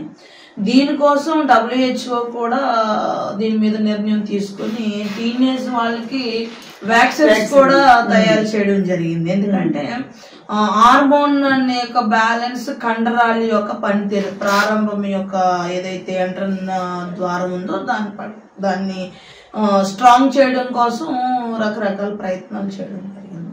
కాబట్టి ఇప్పుడు ఈ సర్వైకల్ క్యాన్సర్ మీద కూడా చాలా మంది పిల్లలకి సరైన అవగాహన లేదు, సరైన థియరీ కూడా దాని మీద తెలుసుకోలేకపోతున్నారు. కాబట్టి దీన్ని చాలా క్షుణ్ణంగా తెలుసుకోవాల్సిన అవసరం ఉంది. ఇది చాలా మంది మ్యారేజ్ అంటే వాళ్ళ యుక్త వయసు నుంచి కూడా దీని మీద పూర్తి కేర్ తీసుకోవాలి. ఎందుకంటే దీనికి వ్యాక్సిన్ తయారు చేసే వంటి ఒక స్ట్రాంగ్ నిర్ణయం WHO తీసుకుంది అనే విధానం ఆలోచించిన, లేకపోతే ప్రభు కూడా రానున్న రోజుల్లో క్యాన్సర్స్ రేటింగ్ అనేది చాలా ఎక్కువ శాతం నమోదవుతుందని కూడా చెప్పచ్చు. కాబట్టి ఏదేమైనా కూడా మనం పోరాడే వ్యాధులు ఏవైతే ఉన్నాయో అవన్నీ కూడా చాలా ప్రమాదకరమైనవి. కాబట్టి ఇది సర్వైకల్ క్యాన్సర్ అనేది చాలా ఇంపార్టెంట్ అన్నమాట. వాళ్ళ మెయింటెనెన్స్ మీద ఆధారపడి ఉంటుంది. కాబట్టి ఖచ్చితంగా వాళ్ళు మెయింటెనెన్స్ చేసేవంటి ఇన్నర్ యొక్క ప్రతి దుస్తులను బట్టి కానీ వాళ్ళ తీసుకునే ఆహార పదార్థాల మీద ఆధారపడి ఉంటుంది. కాబట్టి ఈ సర్వైకల్ క్యాన్సర్స్ అనేవి ఎక్కువ రీతిగా రావడానికి అవకాశంగా ఉంది లేదా పరిశోధనలో తేలింది అని చెప్పేసి WHO కూడా నిర్దేశించింది. కాబట్టి దీని మీద పూర్తిగా ఎవరికి వాళ్ళకి మనం పర్సనల్ గా కూడా కాలేజెస్ లో కూడా అవేర్నెస్ తీసుకుని వస్తున్నాము. ఇంకా ప్రభుత్వం అయితే ఓన్లీ మోటివేషన్ గానే ఓన్లీ ఇది సోషల్ వేస్ గా కూడా కాలేజెస్ లో పిల్లలకి కూడా చెప్పడం జరుగుతుంది. దీనిని మనం ఇంక వేరే విభాగంలో సపరేట్ గా చేయడం మంచిదని నా అభిప్రాయం. ఎందుకంటే ఇది చాలా సెన్సిటివ్ మ్యాటర్, బయటికి చెప్పుకునేది కాదు. ఆ లక్షణాలు ఎలా ఉన్నా యుక్త వయసులో ఉన్న పిల్లలు కనీసం తల్లిదండ్రులతో కూడా షేర్ చేసుకోకుండా ఎటువంటి ఒకవేళ ఇన్ఫెక్షన్ వచ్చినా లేకపోతే ఏ కంప్లైంట్ వచ్చినా వాళ్ళు దాచేసుకుని చెప్పుకోలేక అలా కొంచెం ఇబ్బంది పడడం వల్ల కూడా ఎక్కువగా ఇది ఇన్ఫెక్షన్ ఎక్కువ ఎఫెక్ట్ అవ్వడానికి కారణం ఉంది. కాబట్టి తగిన జాగ్రత్తలు ఎవరైనా సరే తీసుకోవాలి. పిల్లలైనా ఎవరైనా సరే, ఆడపిల్లలైనా ఎవరైనా ఏ ఇబ్బంది ఉన్నా తల్లికి చెప్పుకోవడానికి భయపడకుండా చెప్పినప్పుడు ఎక్కువ ప్రమాదం నుండి తప్పించుకోవడానికి కారణమవుతుంది. ఇది చాలా ప్రమాదకరమైన సమస్యలోకి తీసుకెళ్తుంది. కాబట్టి కేవలం యూరిన్ ఇన్ఫెక్షన్ అని అనుకోకుండా కొంచెం హైజెనిక్ గా ఉండడానికి ఎక్కువ జాగ్రత్తలు తీసుకుని మెన్సెస్ టైంలో కానీ అన్ని విషయాల్లో కొంచెం తల్లి కూడా ఎక్కువ కేర్ తీసుకుని జాగ్రత్త తీసుకోవడం వల్ల చాలా మటుకి ఇది తప్పించుకోవచ్చు బేసిక్ గా. అలాగే సిస్టర్ అంటే దీంట్లో లోతైన పాయింట్స్ ఉన్నాయి కాబట్టి పబ్లిక్ గా చెప్పడానికి ఇబ్బంది, పబ్లిక్ గా చెప్పడం కొంచెం కష్టం. పర్సనల్ గా ఎవరికైనా కావాల్సిన కౌన్సిలింగ్ మనం ఇవ్వగలం కానీ పబ్లిక్ గా అన్ని విషయాలు మనం చెప్పాలి. యాక్చువల్ గా దీని యొక్క విషయంలోనే మనం వీలైనంత వరకు కూడా మనకి ఇటు సోషల్ వేస్ గా ఇచ్చినటువంటి అవకాశాలను బట్టి మనం స్కూల్స్ లో గానీ కాలేజెస్ లో గానీ మనం క్లాసెస్ తీసుకోవడం జరుగుతుంది. చాలా మంది పిల్లల్లో కూడా అవేర్నెస్ తీసుకుని వస్తున్నాం, ఇంకా తీసుకురావాలని ఆలోచన. మీలాగా తీసుకురాబట్టి ఇప్పుడు పిల్లలకి ఏంటి అన్నది కూడా చాలా వివరంగా తెలుస్తుంది సిస్టర్. లేదంటే ఈ వ్యాక్సిన్ వల్ల కూడా దుష్పరిణామాలు వచ్చి గతంలో మనం అనుభవాలు కూడా చూసాం. కాబట్టి అంతవరకు వెళ్లకుండానే బేసిక్ గా ప్రతి బిడ్డ జాగ్రత్త తీసుకుని ఈ బారిన పడకుండా ఉండడానికి ఈ మాటలు ఉపయోగపడతాయి. అలాగే సిస్టర్ టీనేజ్ లో వేధించే ఎండ్రోమెట్రోసిస్ కి కారణాలు. ఇందాక ఆల్రెడీ మనం ఈ కంప్లైంట్ మనం చూసాము. దీని యొక్క ఒక రకమైన వంటి హార్మోన్ వల్ల ఎండ్రోమెట్రోసిస్ అనేది వస్తుంది. అయితే చాలా మందికి ఎండ్రోమెట్రోసిస్ అనేది ప్రాణాంతకమా, ఒకవేళ అది ఏమన్నా ప్రాణాంతకమా? ఎందుకంటే ఎండ్రోమెట్రోసిస్ అనేది గర్భసంచిని లేదా ఆ యొక్క దానిని వేధించే వంటి ఒక సమస్య అని చెప్పాలి. దాన్ని బాధ పెట్టే వంటి ఒక సమస్య. అలాగని చెప్పేసి దీన్ని క్యాన్సర్ కింద ఏమైనా పరిహరించవచ్చా, లేదంటే ఇది ఏమన్నా అది తగ్గకపోతే కనుక క్యాన్సర్ కింద మారుతుందా అంటే ఇది క్యాన్సర్ గా మారడానికి చాలా లాంగ్ టర్మ్ టైం పడుతుంది. ఇది సాధారణంగా క్యాన్సర్ గా మారడం అనేది చాలా తక్కువ అవకాశాలు ఉంటాయి. కానీ ఎండ్రోమెట్రోసిస్ అనేవంటి లేయర్ ని తొలగించడం వల్ల, లేదంటే లేయర్ ని కనుక ఒకవేళ ఎక్కడైతే అది ట్యూబ్స్ మీద ఉందా లేదా అండాశయం మీద ఉందా లేదంటే ద్వారంలో ఉందా లేదంటే గర్భసంచి లోపల ఉందా పై భాగంలో ఉందా లేదంటే మోషన్ ద్వారంలో ఉంటే ఎక్కడుంటే అక్కడ పెయిన్ అనేది వస్తుంది. కానీ దానికి ప్రాపర్ గా ఇప్పుడుకొచ్చి మెడిసిన్ అనేది ట్రీట్మెంట్ దాన్ని రిమూవ్ చేయడం అనేది ఉంది. ఒకవేళ రిమూవ్ చేసిన తర్వాత మరలా అది వస్తుందనడానికి కూడా రాదనడానికి కూడా గ్యారెంటీ ఏమీ లేదు. రిమూవ్ చేయడం అంటే ఆ లేయర్ ఎక్కడైతే ఎదుగుతూ ఉందో, ఇందాక యూట్రస్ లో ఒక లేయర్ ఉంటుంది, అది నెలసరి బహిష్టుల సమయంలో అది రిమూవ్ అయిపోతుంది. ఆ రిమూవ్ అయిపోయిన లేయరే ఎండోమెట్రియోసిస్.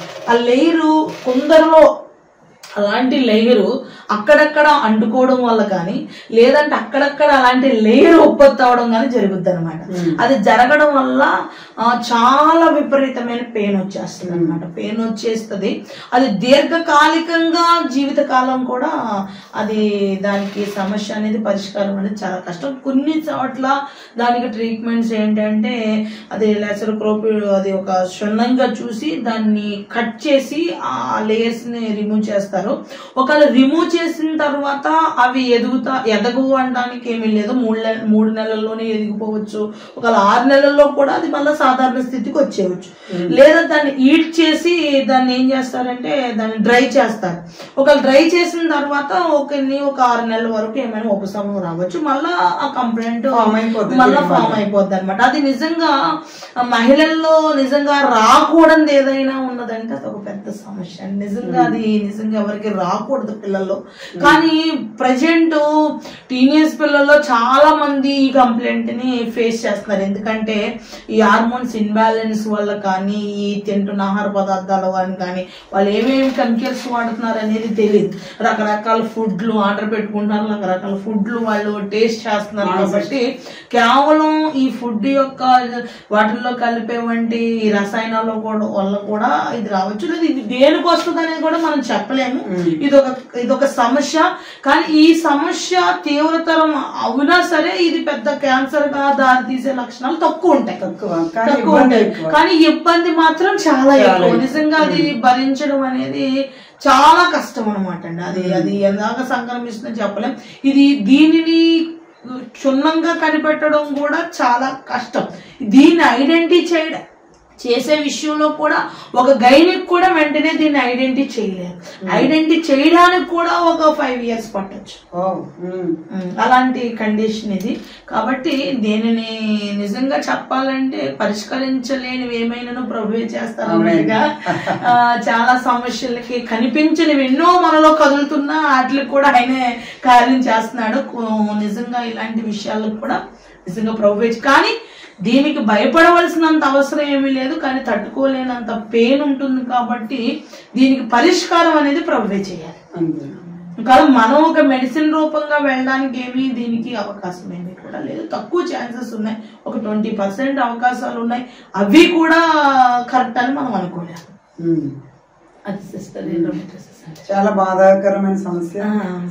ఇబ్బంది పడతా ఉన్న ట్రీట్మెంట్ లేని సమస్య. కానీ దేవుడే స్వస్థపరచువాడు. యెహోవా రాఫా, దేవుడిని ఆశ్రయించి ఎలాంటి సమస్యల్లో నుంచైనా బయటికి రావచ్చు. అలాగే సిస్టర్, పిల్లల్లో కనిపించే డస్ట్ ఎలర్జీ గల కారణాలు. అదే ఇందాక మనం ఆల్రెడీ కొంచెం వరకు కంటిన్యూ చేసాము. మళ్ళా ప్రశ్నకి ఎందుకు వచ్చింది.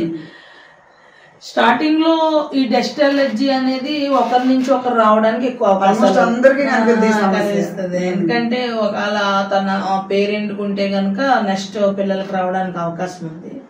ఈ డస్ట్ ఎలర్జీని ఎప్పుడూ కూడా ఎవరైనా సరే స్టార్టింగ్ లోనే తెలుసుకొని దానిని నియంత్రించాలి. ఈ డస్ట్ ఎలర్జీకి మెడిసిన్ వాడడం అనేది చాలా తప్పు చేస్తున్నారు అనేది గమనించాలి. ఎందుకంటే డస్ట్ ఎలర్జీకి మెడిసిన్ వాడుతున్న వాళ్ళు ఎవరైనా ఉంటే కనుక వెంటనే ఆఫ్ చేసేయాలి. ఎందుకంటే డస్ట్ ఎలర్జీకి మెడిసిన్ వాడితే లంగ్ ఇన్ఫెక్షన్ అయిపోతుంది, తర్వాత స్కిన్ ఇన్ఫెక్షన్ అవుతుంది, తర్వాత వాళ్ళకి కండరాలు అన్ని మెళ్ళు తిరిగిపోతుంటాయి, శక్తిహీనత వస్తుంది, వాళ్ళ ఓపిక నశిస్తుంది. ఎందుకంటే వాళ్ళకి వ్యాధి నిరోధక శక్తి లేదు ముందు. కాబట్టి వాళ్ళలో ఉండే వ్యాధి నిరోధక శక్తిని పెంచుకొని వాళ్ళలోకి వచ్చే ఏదైనా యాంటీగా వ్యతిరేకంగా వచ్చే ఏదైనా దాని మీద పోరాడగలిగే శక్తిని పెంచుకోవాలి. ముందు ఇమ్యూనిటీ పవర్ ని పెంచుకోవాలి. ఇప్పుడు ఎవరైనా జిమ్కి వెళ్ళారు అనుకోండి, ఈ రోజు 2 సార్లు ఈ బరువును ఎత్తాడు, రేపు వచ్చి 4 సార్లు ఎత్తుతాడు, ఎల్లుండి వచ్చి 5 సార్లు ఎత్తుతాడు, అవతల ఎల్లుండి వచ్చి 10 సార్లు ఎత్తుతాడు. అంటే ఒకేసారి 100 సార్లు ఎత్తలేడు కదా. రోజు ప్రాక్టీస్ చేస్తే ఏ 100 రోజుకో 100 ఫీడ్లు తీయగలవు. అలాగే ఇమ్యూనిటీ పవర్ అనేది కూడా ఒక్కసారి మనిషికి అమాంతంగా మింగేస్తేనో టాబ్లెట్స్ వేసేసుకుంటేనో రాదండి, అస్సలు రాదు.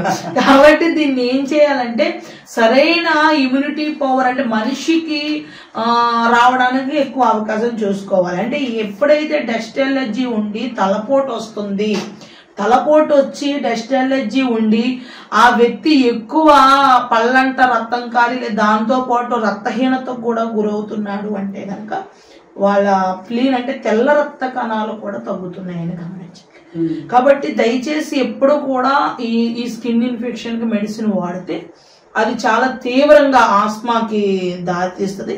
ఆస్మా నుండి ఆస్మా కొంచెం పెరిగే కొలది తర్వాత బాడీలో అంటే ఆక్సిజన్ లెవెల్స్ తగ్గుతాయి. ఆస్మా నుండి హార్ట్ కొంచెం ప్రాబ్లం అవుతుంది. కాబట్టి వీలైనంత వరకు ఆస్మాని న్యాచురల్ గా తగ్గించుకోవాలి. అలాగనే మనం చూడగలిగితే కనుక మనం ఈ డస్ట్ ఎలర్జీని కూడా న్యాచురల్ గా తగ్గించుకోగలిగితే మంచి. స్త్రీలలో ఒకవేళ ఈ డస్ట్ ఎలర్జీ ఉన్న వాళ్ళ పిల్లల్లో కనుక వెంటనే వాటిని ఆపివేయకపోతే యూటరస్ గర్భసంచి సంబంధిత కంప్లైంట్స్ రావడానికి ఎక్కువ అవకాశాలు ఉన్నాయి. కాబట్టి ఖచ్చితంగా వీటిల్ని మానివేయాలి.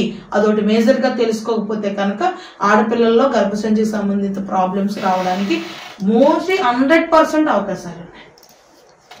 చిన్న సమస్య కానీ పెద్ద పరిణామాలు అంటే తెలియక చాలా మంది వాడేస్తారని అవగాహన కోసం చెప్పడం జరిగింది. అవును సిస్టర్, ఎందుకంటే అది తరచుగా ఎదురయ్యే సమస్య. ఇలా చల్లబడగానే లేదా మంచు కురిసినా వర్షం కురిసినా చల్లగాలి ఇంకా వీళ్ళకి కంప్లైంట్ మొదలైపోతుంది. అది ఏం చేస్తారు, ఇది ఇప్పుడు తగ్గిపోయింది కదా అనుకుంటారు. కానీ 10 years తర్వాత మరి దాని పరిణామం 10 years తర్వాత చూపిస్తుంది. 10 years తర్వాత అంతకన్నా పెద్ద తీసుకొస్తుంది. ఇంకో 5 సంవత్సరాల తర్వాత ఇంకో పెద్ద దాన్ని తీసుకొస్తుంది. కాబట్టి ఈ చిన్న దాన్ని బాధపడో భయపడో కొంచెం మనం దాన్ని న్యాచురల్ గా మనం హీల్ చేసుకోగలిగితే ఇంకొక దాన్ని దేన్ని తీసుకురాదు. చాలా విషయాలు తెలుసుకుంటున్నాను సిస్టర్. అలాగే పిల్లలు ఎక్కువగా బద్ధకంగా ఉండడానికి కారణాలు. ఓకే సార్, ఇప్పుడు పిల్లల్లో ఎందుకు ఈ విషయాలు మనం ఐడెంటిటీ చేస్తున్నామంటే నిజంగా పిల్లలు ఎక్కువగా ఈ రోజుల్లో అంటే చాలా మంది చాలా యాక్టివ్గా ఉంటున్నారు. కానీ నేను చూసినంత వరకు కానీ నేను చాలా చోట్ల వెళ్ళిన దగ్గర ఒక మోటివేషన్ క్లాస్కి వెళ్ళినప్పుడు ప్రతి ఒక్కరికి నేను ఒకసారి పేపర్ ఇచ్చాను. పేపర్ ఇచ్చిన తర్వాత పేపర్లో మీరు చెయ్యలేని పనులు ఏమైనా ఉంటే కనుక పేపర్ మీద రాసి లాస్ట్లో నాకు ఇచ్చేయండి అన్నాను. అందులో ఒక 4 numbers పిల్లల్లో ఒక 250 మంది లేదా 300 మంది పిల్లలు రాసింది ఏంటంటే ఉదయాన్నే నేను లేవలేకపోతున్నానండి అని రాశారు. తర్వాత ఏంటంటే నేను అనుకున్నది చేయలేకపోతున్నానండి అని రాశారు. కొంతమంది ఏంటంటే అసలు నా లైఫ్ నాకు ఇష్టం లేదండి అని రాశారు. అంటే ఈ లోపులోనే వాళ్ళకి ఎన్ని విరక్తులు వచ్చినాయో చూడండి. అంటే వాళ్ళల్లో ఏం జరిగింది, ఇంకా ఏ బాధ లేదు. అంటే వీళ్ళు ఏంటంటే ఫస్ట్ వాళ్ళ యాక్టివ్నెస్ దెబ్బతింది, తర్వాత వాళ్ళ ఇష్టం దెబ్బతింది, వాళ్ళ జీవితం ఇష్టం లేదు. పర్ఫార్మెన్స్ అంతా ఓడిపోయింది అప్పటికే. అప్పుడు వాళ్ళ లైఫ్ అందరికీ కారణం బద్ధకం అంటారా? దీని ఎందుకు బద్ధకం అనేది పిల్లల్లో వచ్చిందంటే ఫస్ట్ ఏంటంటే పిల్లల్లో ఒక జడ అంటే ఒక కణాలు యాక్టివ్ గా లేకపోవడం అన్నమాట. అంటే ఇప్పుడు చాలా మంది బరువు ఉంటారు, ఏదో ఇంత బరువు ఉన్నారు వీళ్ళు ఏం చేయగలరు అనుకున్న వాళ్ళు చాలా చురుగ్గా కదులుతారు, యాక్టివ్గా ఉంటారు. అంటే వాళ్ళలో యాక్టివ్ కణాలు చురుగ్గా ఉన్నాయి.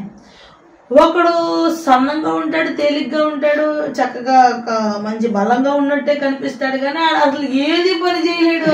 చూడటానికి అలా కాదు. అంటే వాళ్ళు యాక్టివ్ కణాలు ఏం చేస్తున్నాయి, పడుకుని పోయినాయి. అంటే ఇలా పడుకుని పోవడానికి గల హిస్టరీ ఏంటంటే వాళ్ళలో ఉండేవంటి యాక్టివ్ కణాలకి పని చెప్పడం అనేది గత కొన్ని నెలలుగా సంవత్సరాలుగా మానేశారు. పిల్లల్లో బద్ధకం ఎప్పుడూ కూడా వాళ్ళకి ఏదో పని చెప్తూ ఉండాలి. అది మనకు పని చేసేస్తున్నామని వాళ్ళు ఫీల్ అయిపోతున్నా, పేరెంట్స్ పని చేసేస్తున్నామని వాళ్ళు ఫీల్ అయిపోతున్నా, వాళ్ళ లైఫ్ లో రేపు పొద్దున్న వాళ్ళ యాక్టివ్ కణాలు బాగుంటేనే ఇందాక చెప్పుకున్న పీసీఓడి కానీ లేకపోతే వాళ్ళ దీర్ఘకాలం ఇంకా థైరాయిడ్ కానీ, థైరాయిడ్ కూడా రావడానికి కారణం యాక్టివ్ కణాల పనితీరు పడిపోవడం వల్లే. యాక్టివ్ కణాల పనితీరు ఎప్పుడైతే పడిపోతాయో థైరాయిడ్ రావడానికి కూడా అవకాశం చాలా ఎక్కువగా ఉంది. కాబట్టి జబ్బులు రాకుండా ఉండాలన్నా కూడా మనం మంచి అన్నిటి పట్ల సుముఖంగా ఉండాలి. అంతే తప్ప నేను ఇలాగే ఉంటాను అంటే కనుక అలాగే ఉండి కూడా వస్తూ ఉంటాయి అన్నమాట. కాబట్టి ముందు బద్ధకం అనేది మన యాక్టివ్ కణాలు డల్ అయిపోతాయి. ఇప్పుడు రోజు పడుకునే ఉన్నవాడు చూడండి, వాడు యాక్టివ్గా లేచి పని చేయడు. రోజు పనికి పోయేవాడు వాడికి మళ్ళా రోజు పని పోవాలన్నా పోతాడు, ఎందుకంటే వాడు యాక్టివ్ కణాలు అలర్ట్గా ఉన్నాయి. కానీ పిల్లల్లో బద్ధకానికి ఏంటంటే వాళ్ళ యాక్టివ్ కణాలు డల్ అయిపోతున్నాయి. వాళ్ళ యాక్టివ్ కణాలు ఎందుకు స్పందిస్తున్నాయి? ఓన్లీ పుస్తకం ముందు పెట్టుకోవడానికే స్పందిస్తున్నాయి. దానికి మాత్రమే ఇష్టపడుతున్నారు. అంటే వాటికి మాత్రం రెస్పాండ్ అయ్యాయి. ఇందులో యాక్టివ్ కణాలు కూడా వాటికి ఒక వ్యామోహం ఉంటుంది, వాటికి ఒక ఇష్టం ఉంటుంది, వాటికి ఒక ఉద్దేశం ఉంటుంది ఇవి స్పందించాలంటే కూడా. మొబైల్ చూస్తే మొబైల్ చూస్తే యాక్టివ్ గా స్పందిస్తాయి, బిర్యానీ చూస్తే యాక్టివ్ గా స్పందిస్తాయి. ఎందుకంటే వాటికి ఆకర్షిత అవుతాయి కదా. అవి మామూలుగా ఏంటంటే దానికోసం ఏదైనా చేసేస్తారు. ఇప్పుడు చూడండి, పిల్లలు ఎవరో చికెన్ రోజు అని హెల్ప్ చేయమన్నాం అనుకోండి, వాళ్ళు స్మెల్ రావాలి కానీ అన్ని హెల్ప్ లో చేస్తాం. అంటే వాళ్ళ ముందు అంటే వాళ్ళలో ఉండే చేంజెస్. కాబట్టి పిల్లల్లో బద్ధకానికి కారణం కేవలం ఏంటంటే వాళ్ళలో ఉన్న యాక్టివ్ కణాలను 24 గంటలు కదలికలు చేస్తూ ఉండాలి. డల్ చేసేసుకుని ఉంటే కష్టం. కాబట్టి పిల్లలకి అందుకని ఈవినింగ్ ఎక్సర్సైజ్ అని, పార్కులు కానీ, వాకింగ్ అని ఎందుకు చేయించాలి? స్నాక్స్ కాదు, ఎక్సర్సైజ్. కాసేపు అటు ఇటు నడమ్మా అంటే అది ఏదో ఆ గరిటి తీసి ఇలా గిన్నెలో పెట్టడానికి కూడా పని అనుకునేవంటి పిల్లలు కూడా ఉన్నారు. చాలా భారంగా ఫీల్ అవుతుంది. అది పెద్ద నిజంగా ఇన్నాళ్ళ పని అంటే మాకు ఒక 3 గేదెలు ఉండేవి. ఆ గేదెల దగ్గర తుడిచి ఆ చెత్త అంతా తీసి పేడకళ్ళు తీసి ఈవినింగ్ మా అమ్మగారు అప్పుడు మా అక్కరామి పుట్టినప్పుడు వేరే వాళ్ళు అదంతా చేసి అన్ని చేస్తే అమ్మ పని చేసాము అనుకునేవాళ్ళు. ఇప్పుడు అది కాదు, అక్కడ ఉన్న బట్టలు ఇలా తీసి కుర్చీ మీద పెడితే అమ్మయ్య ఈ పని అయిపోయింది, అది ఒక పెద్ద పని కింద భావించుకునేవంటి పరిస్థితులు ఈ రోజు పిల్లల్లో ఉన్నాయి. బాగా యాక్టివ్ గా ఉన్నారు. అంటే వాళ్ళకి ఏంటి దేనిని పని అనాలో కూడా తెలియట్లేదు. అంటే వాళ్ళ యాక్టివ్ కన్నా అంత డల్ అయిపోయినాయి. కాబట్టి పిల్లలలో కదలికలు, పేరెంట్స్ కదలికలు కరెక్ట్ గా చేయించగలిగితే కనుక వాళ్ళ బద్ధకం అనేది పోతుంది. అంతే, తల్లిదండ్రులారా గమనించండి, దేవుని వాక్యం చెబుతుంది చురుకుగా ఉండడం గొప్ప భాగ్యం అని.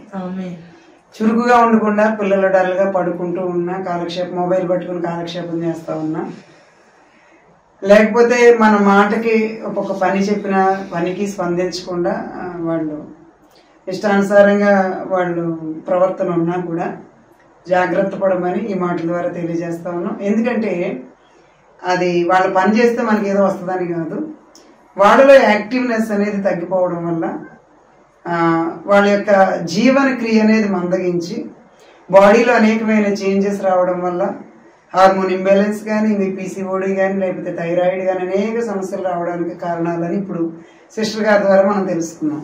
కాబట్టి దీని అంతటికీ కారణం ఏంటండి? చురుగ్గా లేచి చక్కగా పని చేసుకోవడంతో సమాప్తం.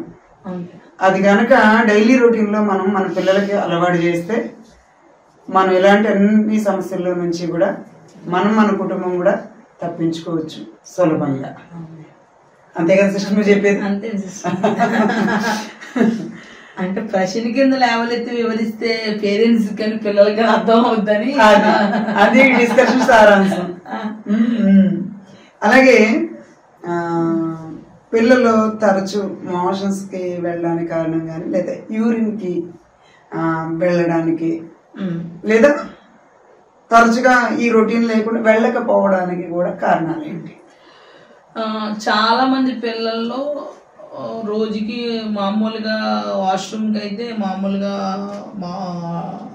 వెళ్ళేది మూడు సార్లు, లేదు ఉదయం సాయంత్రం వెళ్ళొచ్చు. యూరిన్కి అయితే కనుక రోజుకి ఒక 6 సార్లు లేదా 5 సార్లు వరకు వెళ్ళాలి. కొంతమంది పిల్లల్లో ఎన్నిసార్లు మోషన్కి వెళ్తారనేది ఒక 4 సార్లు వెళ్ళిపోతూ ఉంటారు అన్నమాట. వాళ్ళు వెళుతూనే ఉంటారు, తింటూనే ఉంటారు. చాలా మంది అంటారు మా వాడు వెళ్తూనే ఉంటున్నాడండి, తింటూనే ఉంటున్నాడండి అని సరదాగా చెప్పుకుంటాను, కానీ వాడికి ఏం కంప్లైంట్స్ ఉండవు. పాపం తినేస్తూ ఉంటాడు. మా వాడికి గిన్నె మెడలో కట్టేయాలండి, ఇంకా అంతకు మించి అవకాశం ఏమి లేదు, అది ఇలా తీర్థంతో చాలు వాళ్ళకి పెట్టేయాలి అదా అన్న స్టేజ్ లో మాట్లాడే వాళ్ళు కూడా ఉంటారు. అయితే దీనికి కంప్లైంట్ ఏంటంటే పిల్లవాడు తింటున్నాడు కానీ ఆహారం ఒంటికి వంట పట్టట్లేదు. కాబట్టి వీడు తింటున్నాడు కానీ ఆ పోషకాలు నా పిల్లోడికి అందుతున్నాయా లేదని తల్లి ఎప్పుడు అబ్జర్వ్ చేసుకోవాలి. ఫిజికల్ గ్రోత్ ఎలా ఉందన్నది తిండిని బట్టి మరి ఎదగాలి. ఆడి ఎదగడు. పొట్టకు పెద్దగా ఉండి బీరకాయలాగా ఛాతి పైకి చొచ్చుకొని వచ్చినట్టుండి అలాగే టింగు టింగుమని నడుస్తూ ఉంటాడు. కానీ వాళ్ళ అమ్మ అనుకుంటుంది నా కుర్రోడు బీరకాయలే తినేసాడు అనుకుంటా తప్ప అంతకు మించి ఏమి ఎక్కువగా ఆలోచన చేయదు.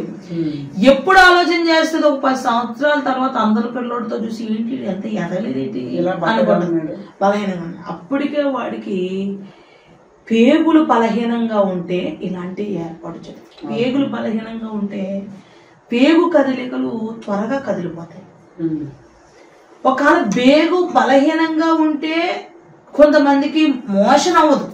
కదలికలు లేకపోతే బలహీనంగా ఉంటే కదలికలు కదలకుండానూ ఉండొచ్చు, బలహీనంగా ఉంటే కదలికలు ఎక్కువగానూ ఉండొచ్చు, ఎక్కువగానే ఉండొచ్చు. ఇప్పుడు పేగులు బలహీనంగా ఉన్నప్పుడు అందువల్ల ఒక్కొక్కరికి ఎక్కువ మోషన్స్ అయిపోతుంటాయి, ఒక్కొక్కరికి బాత్రూమ్కి 2-3 సార్లు కూడా వెళ్ళొచ్చు.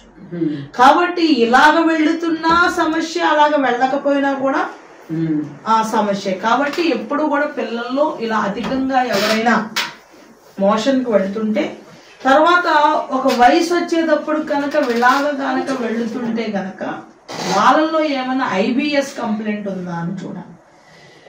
IBS అనేది కూడా పేగుల కదలికల్లో ఒక సమస్య. ఒకవేళ IBS ను కానీ నిర్లక్ష్యం చేసి గనుక ఎక్కువ సంవత్సరాలు ఉంటే గనక IBS నుంచి గ్యాస్ట్రిక్ వస్తుంది. IBS ను కనుక ఎక్కువ నిర్లక్ష్యం చేస్తే గనక IBS లో పేగు కదలికల్లో విపరీతంగా మోషన్ అవుతూ వాడికి కనుక వాంతులు అవుతూ ఉంటే గనక ఆ వాంతుల్లో నుంచి సోడియం పోతుందేమో చూస్తాం. అలా సోడియం పోయే వాళ్ళకి దాహత ఎక్కువ ఉంటుంది, మోషన్కి వెళ్ళిపోతూ ఉంటాడు, వాంతులు అవుతూ ఉంటాయి, తింటూనే ఉంటాడు, వెళుతూనే ఉంటాడు, బయటికి పంపిస్తూనే ఉంటాడు. ఈ సోడియం లెవెల్స్ అనేది ఒక్కొక్కసారి వాంతుల ద్వారా వస్తాయి, ఒక్కొక్కసారి మోషన్ ద్వారా కూడా సోడియం బయటకు వెళ్ళిపోతుంది. అప్పుడు పిల్లవాడు కడుపే కనిపిస్తుంది తప్ప పిల్లవాడి బాడీ అంతా మొత్తం ఒక షెల్టర్ అంటే ఒక ఎముకలు కూడా కనిపిస్తుంది అనమాట. అలాంటి పిల్లల్లో ఇలాంటి లక్షణాలు ఐడెంటిఫై చేసుకుని తక్షణమే గనక మనం తగిన చర్య పిల్లల్లో తీసుకోగలిగితే గనక వాళ్ళ పోషకాలు వాళ్ళకి అందేలాగా ఆ తదితర కంప్లైంట్స్ అన్ని కూడా మనం విముక్తిపరచుకోవచ్చు అనమాట. అదో తరచూ ఒకళ్ళు యూరిన్కి వెళ్తుంటే గనక యూరిన్కి వెళ్ళి కూడా నీరసంగా ఉండి కళ్ళు తిరిగినట్టుండి పడిపోతానేమో అన్నట్టు అనిపిస్తుందమ్మా అని ఆ యూరిన్ తరచూ వెళ్లే దగ్గర ఎక్కువ యూరిన్ వెళ్ళిపోతూ ఉంటే గనక యూరిన్లో నుంచి అన్న ప్రోటీన్ పోతుందేమో, సోడియం పోతుందేమో అనేటువంటి విషయాలు కూడా పిల్లల్లో గమనించుకోగలిగితే తదితర కిడ్నీ సంబంధిత సమస్య ఏమైనా ఉందేమో అని చెప్పి కూడా మనం తెలుసుకోవచ్చు. ఈ లక్షణాలు ఉంటే ఈ కంప్లైంట్స్ గా మనం ముందు ఐడెంటిఫై చేసుకోవాలి. ఈ లక్షణాలు ఏమైనా ఎక్కువ రోజులు ఉంటే ఎక్కువ సంవత్సరాల వరకు వెళ్ళకూడదు. ఎప్పుడైనా 1, 2, 3 నెలల్లో 3 నెలలు పైబడి ఆ లక్షణాలు ఉంటే ఖచ్చితంగా వెంటనే 3 నెలల లోపులోనే సమస్యను ఎప్పుడో కూడా పరిష్కరించుకోవడానికి ప్రయత్నం చేయాలి. నెలలు దాటింది అంటేనే కనుక అది చాలా పొజిషన్స్ కూడా మారినట్టు మనం అవగాహనలో తీసుకోవాలి. ఎక్కువ రోజులకి వెళ్ళకూడదు. ఓకే సిస్టర్, అలాగే ఎక్కువ స్కిన్ ఎలర్జీస్ తరచుగా రావడానికి కానీ అవి ఎక్కువ రోజులు ఉండిపోవడానికి కారణాలు అన్నాయి. స్కిన్ ఎలర్జీస్ ఇప్పుడు ఇందాక మనం ఆల్రెడీ ఒక కంప్లైంట్ కోసం చెప్పుకున్నాం. ఎవరికైనా మెడిసిన్ వాడుతున్నారు, స్కిన్ ఎలర్జీ తగ్గట్లేదు, తగ్గినట్టే ఉండి వచ్చేస్తుంది. అంటే అతనికి బ్యాక్గ్రౌండ్ లో లివర్ కంప్లైంట్ ఏమైనా ఉందా, లివర్ కంప్లైంట్ లో లివర్ చేతులు ఎత్తేసినాయా అనేది చూస్తే ఆ లివర్ మీద ఉన్న ఇన్ఫెక్షన్ స్కిన్ మీదకి వస్తుంది. కిడ్నీస్ ఏమైనా ఫెయిల్ అయినాయా, కిడ్నీస్ లో ఏమైనా ఇన్ఫెక్షన్ ఫామ్ అయిందా, ఫస ఫామ్ అయిందా, ఏదైనా దాంట్లో ఏమైనా తవిద ప్రాబ్లమ్స్ ఏమైనా వచ్చినాయా అనేది చూస్తే కనుక అందులో ఉన్నది కూడా స్కిన్ మీదకి రావడానికి కూడా అవకాశం ఉంటుంది. తర్వాత విపరీతమైన గ్యాస్ట్రిక్ ని సప్రెస్ చేసిన తర్వాత పేగు పూత కానీ పేగు వాపు కానీ ఇలాంటివి అయినా కడుపులో జిగురు పర్లు ఇన్ఫెక్షన్ ఉన్నా కూడా అక్కడ భాగంలో ఉన్న ఇన్ఫెక్షన్ కూడా వల్ల కూడా ఎక్కువ రోజులు స్కిన్ అలర్జీ రావడం, అలాగే బ్లడ్ ఇన్ఫెక్షన్ వల్ల కూడా స్కిన్ అలర్జీ రావడానికి అవకాశాలు ఉంటాయి. ఒకవేళ ఎవరైనా సాధారణంగా ఎవరైనా సరే ఇవన్నీ కంప్లైంట్స్ ఏమీ లేవండి, ఎవరి ద్వారానో నాకు తామర వచ్చిందండి, గజ్జి వచ్చిందండి, గేది గజ్జి వచ్చిందండి అని వచ్చి ఎవరి ద్వారా వచ్చిన దాన్ని తగ్గించుకోలేదు, వీడు ఒళ్ళంతా అంటించుకున్నాడు అనుకున్నాం. ఈ ఒళ్ళంతా అంటించుకున్నది 2-3 సంవత్సరాలు ఉండిపోయింది అనుకోండి. అలా ఇది మళ్ళా లోపల పొరల్లోకి వెళ్ళి లోపల భాగాలను పాడు చేసే అవకాశాలు ఉన్నాయి. ఇప్పుడు బయట లోపల సివియర్ బాగా ప్రాబ్లమే బయటికి వస్తే, అలాగే బయటకు ఉన్న సాధారణ సమస్యను వెంటనే దానిని పరిష్కరించుకోకపోతే ఆ ఇన్ఫెక్షన్ ఒకవేళ ఒక 2-3 సంవత్సరాలుగా బ్యాక్గ్రౌండ్ గా ఉన్నా కూడా ఈ పైన ఉన్న స్కిన్ అలర్జీ లోపలికి వెళ్ళి లోపల భాగాల్లో ఎక్కడైనా కూడా ఇబ్బందులు కలిగించే అవకాశాలు కూడా ఉన్నాయి. దీనికి లక్షణాలు ఇది. అంటే చర్మ వ్యాధి అనేసరికి మందులు వాడినా కూడా అంత తొందరగా తగ్గేది కాదు. సంవత్సరాల తరబడి కూడా మెడిసిన్ వాడినా తగ్గకుండా హాస్పిటల్స్ చుట్టూ తిరిగే పేషెంట్లనే మనం ఎక్కువ శాతం చూస్తాం. తర్వాత ఆ చర్మ వ్యాధులకి ఎంత ట్రీట్మెంట్ తీసుకున్నా టాబ్లెట్స్ వాడినా కూడా మరలా వాళ్ళకి దీనికి ఉపశమనం కలగదు కదా, వేరే సైడ్ ఎఫెక్ట్స్ అనేవి రావడం చూస్తాం మనం. అంటే ఇప్పుడు మీరు చెప్పిన దాన్ని బట్టి దానికి మూల కారణాలు వేరుగా ఉండబట్టి ఈ వ్యాధి అనేది ఇంత మొండిగా పోకుండా ఉండిపోతుంది. కాబట్టి దానికి డీప్ అనాలిసిస్ అవసరం. కాబట్టి దానికి ఇంకా సీనియర్ మోస్ట్ డెర్మటాలజిస్ట్ ని కన్సల్ట్ చేసి లోతుగా పరీక్షలు దానికి సంబంధించి చేయించుకుని దాని ఫర్దర్ ట్రీట్మెంట్ వెళ్ళడం అనేది అవసరం అని అర్థం అవుతాం. ఎందుకంటే సాధారణమైన సమస్యలు అయితే ఆల్మోస్ట్ వాళ్ళు ఇచ్చే మెడిసిన్ కి ఒక 5-6 నెలల్లో తగ్గిపోయే అవకాశం. ఇప్పుడు కూడా సాధారణ స్కిన్ ఎలర్జీ నుంచి స్టార్ట్ అయితే కనుక 5-6 నెలల్లో కంపల్సరీ తగ్గిపోయే అవకాశం. ఒకవేళ అదే దేని నుండి అయినా సంక్రమించింది అయితే కనుక ఒకవేళ కిడ్నీ ప్రాబ్లం నుంచి వచ్చింది, లివర్ కంప్లైంట్ నుంచి వచ్చింది, అది ఊపిరితిత్తుల సమస్య నుంచి కూడా స్కిన్ ఎలర్జీ వచ్చింది అనుకోండి, అది 15 రోజుల్లోనే వాళ్ళ లోపలికి వెళ్ళిపోద్ది. లోపలికి వెళ్తుంది, మళ్ళీ లోపల కొన్ని రోజులు ఇబ్బంది పెట్టి మళ్ళీ బయటకు వస్తా ఉంటది అనమాట. ఒకవేళ లోపల తగ్గి బయటికి రాలేదంటే చాలా బెస్ట్.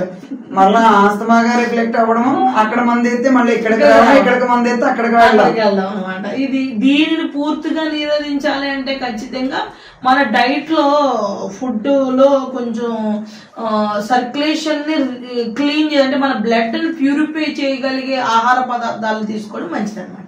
కొంచెం వ్యర్థాలు తక్కువగా ఉండే నేచురల్ ఫుడ్ వైపు ఎక్కువగా తీసుకుంటే మంచిది. ఆహార అలవాట్లు మార్చుకోవడం వల్ల కొంచెం ఉపశమనం. తర్వాత ఎప్పుడు కూడా ఎవరైనా సరే అండి, మన బైబిల్లో ఆలివ్ ఆయిల్ ఉందన్నమాట. మనం కూడా చాలా సార్లు దేవుడు మనం చదువుతూ ఉంటాం. కాబట్టి ప్రతి ఒక్కరు కూడా ఫ్రీ మోషన్స్ కానీ, పేగులు శుభ్రతకు కానీ, ఎక్కడైనా వ్యర్థాలుగా ఉండే కండరాలు ఎదగడానికి కానీ, లేకపోతే గర్భసంచిలో స్టోమర్స్ కానీ, లేకపోతే పీసీఓడికి కానీ, కిడ్నీ సమస్యకి కానీ, హార్ట్ కంప్లైంట్ కానీ, ఎనీ కంప్లైంట్కి రోజుకి శ్రేష్టమైన ఆలివ్ ఆయిల్ ఉదయాన్నే ఒక స్పూన్ తాగితే చాలా మంచిది. ఎనీ కంప్లైంట్ ఏదైనా పరిష్కరించగలిగింది. అది ఫిజికల్ గా సర్టిఫైడ్ అయ్యి నిర్ధారించబడింది, అది స్పిరిచువల్ గా కూడా 100% దాన్ని 100% అది ఇప్పటికీ దాని యొక్క పనితీరు ప్రజల్లో ఉందన్నమాట. అంటే దేవుడు అభిషేకించబడినప్పుడు కూడా ప్రభు ఆలివ్ ఆయిల్ అభిషేకించబడి ఆ శ్రేష్టత ఆ కృప దేవుడు ఆలివ్ ఆయిల్ కి ఇచ్చాడు. కాబట్టి ఇప్పటికీ ఆలివ్ ఆయిల్ ద్వారా అటువంటి అద్భుతం జరగడానికి ఇప్పటికీ నేను నా కంప్లైంట్స్ లో చాలా మందికి కూడా ఉదయాన్నే ఒక స్పూన్ ఆలివ్ ఆయిల్ తాగమని చెప్తాను అనమాట. అంటే వాళ్ళ మెనూలో ఒక ఆలివ్ ఆయిల్ కూడా యాడ్ చేయడం జరుగుతుంది అనమాట. బిబ్లికల్ గా అది నిజం కాబట్టి అది ఫిజికల్ గా ప్రూవ్ అవుతుంది. అంటే నేను చాలా మంది 2 drops 3 drops వేసుకోండి అంటారు. కానీ నేనేం చేస్తానంటే ప్రతిరోజు ఉదయాన్నే ప్రేయర్ చేసుకుని 1 స్పూన్ ఆలివ్ ఆయిల్ తాగమని చెప్తాను. అది అన్ని కంప్లైంట్స్ కి కరెక్ట్ గా వర్క్ చేస్తుందండి. దేవుడు ముందుగానే తెలియజేశాను. అలాగే సిస్టర్, మనం చివరికి వచ్చేసాం. పిల్లల్లో లంగ్స్ క్యాన్సర్ కి ఏంటి కారణం? పిల్లల్లో వచ్చే లంగ్స్ క్యాన్సర్ కి మనం ఇందాక లింఫ్ గ్రంథుల క్యాన్సర్ కోసం ఫస్ట్ భాగంలో చెప్తాము. ఆ లింఫ్ గ్రంథుల క్యాన్సర్ అప్పుడు లింఫ్ ఏదైతే మన లింఫ్ గ్రంథులు ఉన్నాయో అవి క్లోజ్ అయిపోవడం వల్ల ఆక్సిజన్ సరిగా అవ్వకపోవడం వల్ల ఒత్తిడి అవుతుంది. అందులో పట్టినటువంటి ఈ జిగురు ఇది ఏదైతే మనకి వ్యర్థం ఉందో అదంతా కూడా లంగ్స్ లోకి చేరిపోయి ఆ లంగ్స్ అన్ని కూడా ఎక్కువ రోజులు అక్కడే స్టోర్ ఉండిపోవడం వల్ల పిల్లల్లో ఎక్కువగా రావడానికి కారణం ఏంటంటే తరచూ ఇన్ఫెక్షన్ల బారిన పడిన వాళ్ళు, తరచూ బేకరీ ఫుడ్లు తిన్న వాళ్ళకి, తరచూ ఏదో ఒక చిన్నప్పుడే ఆ వాటర్ తాగేస్తే వాడి ముక్కు కారుతూనే ఉంటుందండి అంటారు. అలా కారుతూ ఉంటుందంటే వాళ్ళు వ్యాధి నిరోధక శక్తి తక్కువ ఉంది కాబట్టి లంగ్స్ బాధపడే లంగ్స్ కి ప్రాబ్లం వచ్చే సమస్య ఉంది కాబట్టి దానిని పరిష్కరించుకోగలిగితే పిల్లల్లో లంగ్ క్యాన్సర్ రాకుండా మనం చూడొచ్చు. లంగ్ క్యాన్సర్ రావడానికి చాలా రకాల కారణాలు ఉన్నాయి. మేజర్గా ఉండే పిల్లల్లో కారణాలు ఏంటంటే వాళ్ళు ఎక్కువగా ఈ ఫుడ్ విషయంలో కానీ తరచూ వాళ్ళు రంప తెచ్చుకోవడానికి కానీ లేకపోతే ఒక నిర్లక్ష్యమైన తిండి ఈ బేకరీ ఫుడ్స్ తినడం వల్ల కానీ తీపి ఎక్కువ తినడం వల్ల కానీ చిన్నగా ఉన్న సమస్యను 6 నెలల్లో వాడికి తరచూ ప్రతి 15 రోజులకి రంప వచ్చి ఆ లంగ్ నిండా చీము పట్టి అలాగే ఉండిపోయి ఆ లంగ్స్ లో ఉన్నది బ్లడ్ లో కూడా వెళ్ళిపోతే లంగ్ క్యాన్సర్ గా మారడానికి ఎక్కువ అవకాశం. అన్నిటికీ కారణం ఆటోమేటిక్ గా ఇంకా మన ఫుడ్ హ్యాబిట్స్. వాటిని సరి చేసుకోగలిగితే చాలా బాగు చేసుకోగలం అన్నట్టు. దానికి ముందు మన మెకానిజం మారాలి. ఎప్పుడైతే నేను ఒక ప్రశ్న ఒక పరికరం లాంటిది మనల్ని ప్రిపేర్ చేస్తుంది, ఈ మెకానిజాన్ని కరెక్ట్ గా నిర్వర్తించగలిగితే గనక ఇప్పుడు బుర్ర నేనున్న ఇది ఒక మెషిన్ అనుకోండి, నేను వాడేస్తున్నాను, ఏదో రకంగా వాడేసాను అనుకోండి, కొన్ని రోజులకి ఇది ఏం చేస్తుంది అంటే ఏదో రకంగా పని చేయడం నేర్చేసుకుంటది. నేను బాగా వాడతాం అనుకున్నా దీన్ని ఎలాగ అలవాటు అయిపోయిందంటే ఏదో రకంగా పని చేయాలనుకుంటుంది.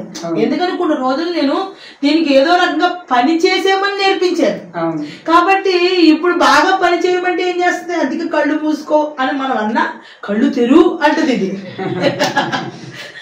నువ్వు అలా ఉండు అన్న అలా ఎందుకు ఉండాలంటే అది మరుక్షణమే.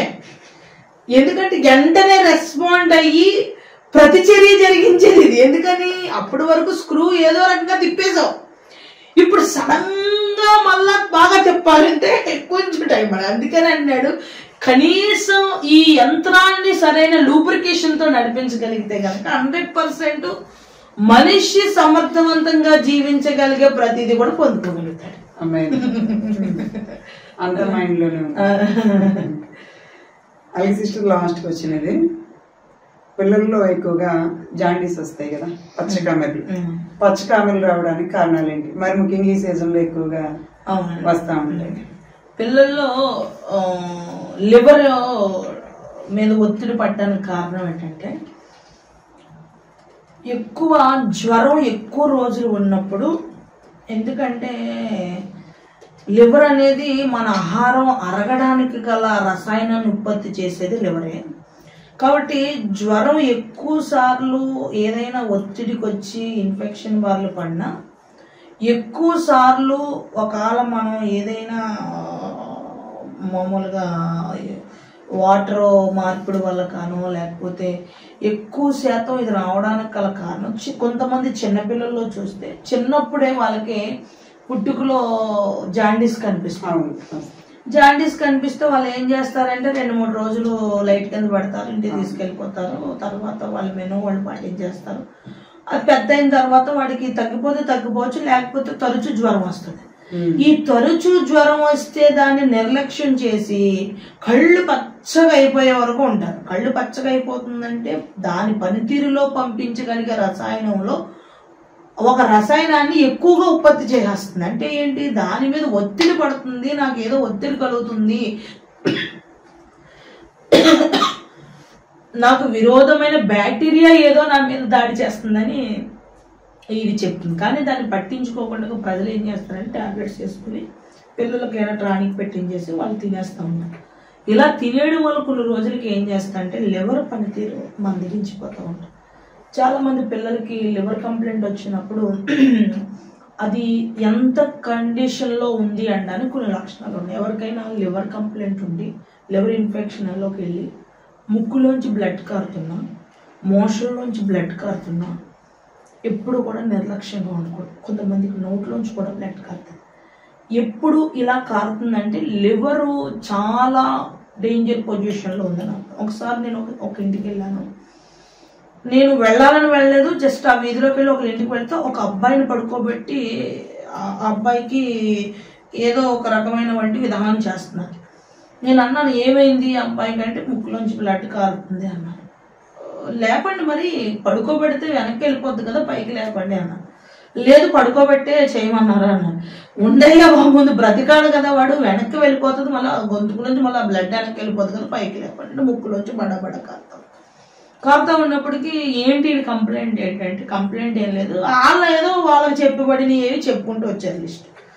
నేను అన్నాను, అసలు వీడికి ఏదైనా జ్వరం వచ్చిందా, ఏదైనా కంప్లైంట్ వచ్చిందా అంటే అల్లు రవికుమార్ గారి దగ్గర చూపిస్తున్నామండి, వీడికి ఇది లివర్ కంప్లైంట్ ఉంది అన్నారు. లివర్ కంప్లైంట్ ఉంటే బ్లడ్ రిపోర్ట్స్ అన్ని చూస్తే కనుక ట్రానిక్ లివర్ సిరోసిస్ ఉంది.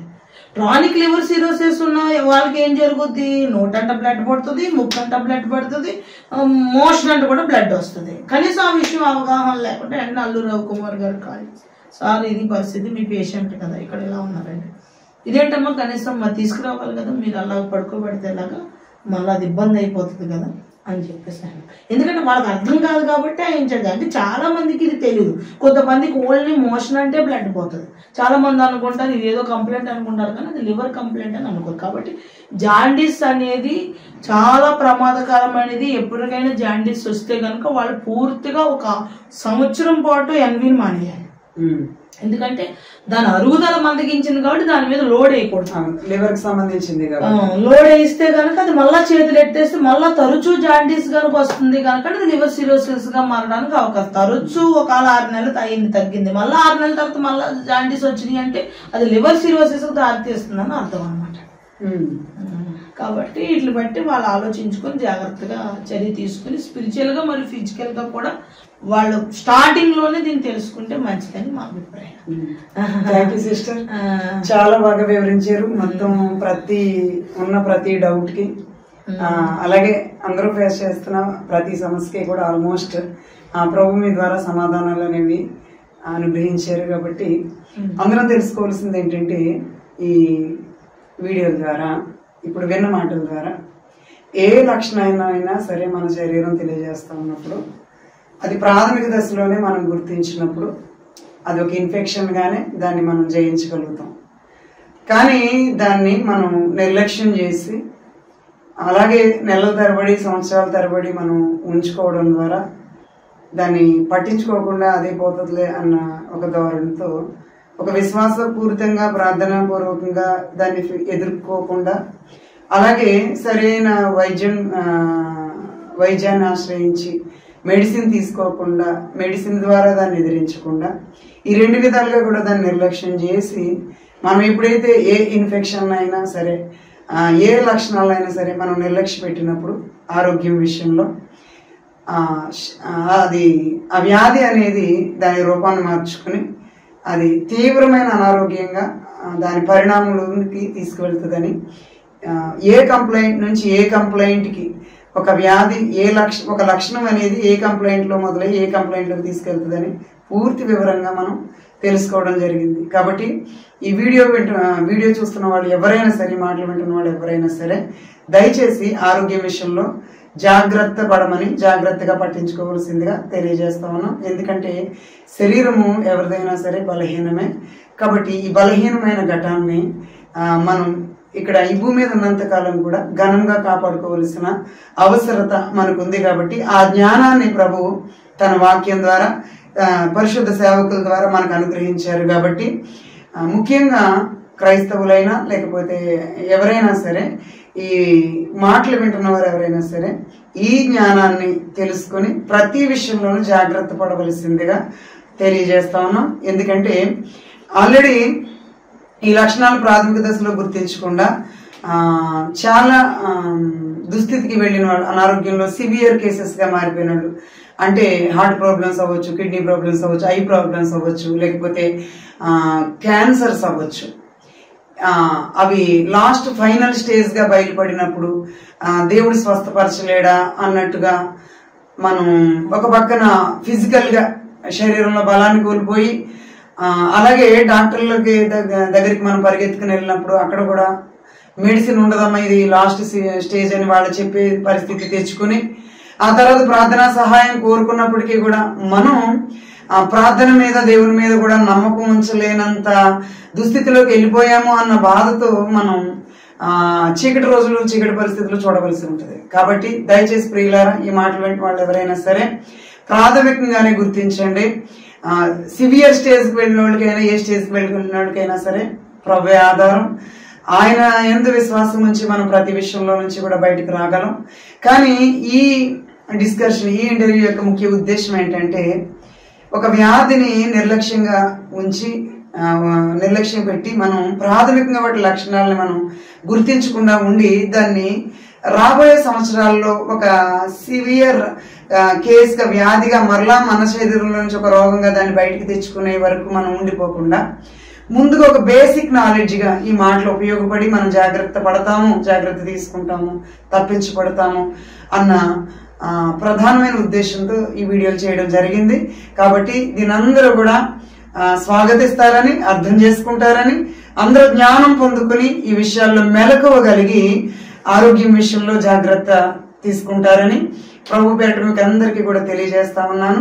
ఈ సమయాన్ని ఇచ్చిన దేవాది దేవునికి, అలాగే సిస్టర్ గారికి వందనాలు, అలాగే వింటున్న వాళ్ళందరికీ కూడా వందనాలు. ప్రభు పేరిట దేవుడు మిమ్మల్ని దీవించును గాక. మరిన్ని కోవిడ్ యొక్క వేరియంట్ లక్షణాల కోసం, అలాగే రాబోతున్నటువంటి ఏవైనా పరిస్థితుల కోసం మరిన్ని వీడియోస్ చేయడానికి ప్రభు చిత్తం అయితే మేమందరం సిద్ధంగా ఉన్నామని తెలియజేస్తాం. మీ కామెంట్ రూపంలో ఏ విధమైన మీకు అనుమానం ఉన్నా సరే తెలియజేయవలసిందిగా కోరుతా ఉన్నాం. Praise the lord.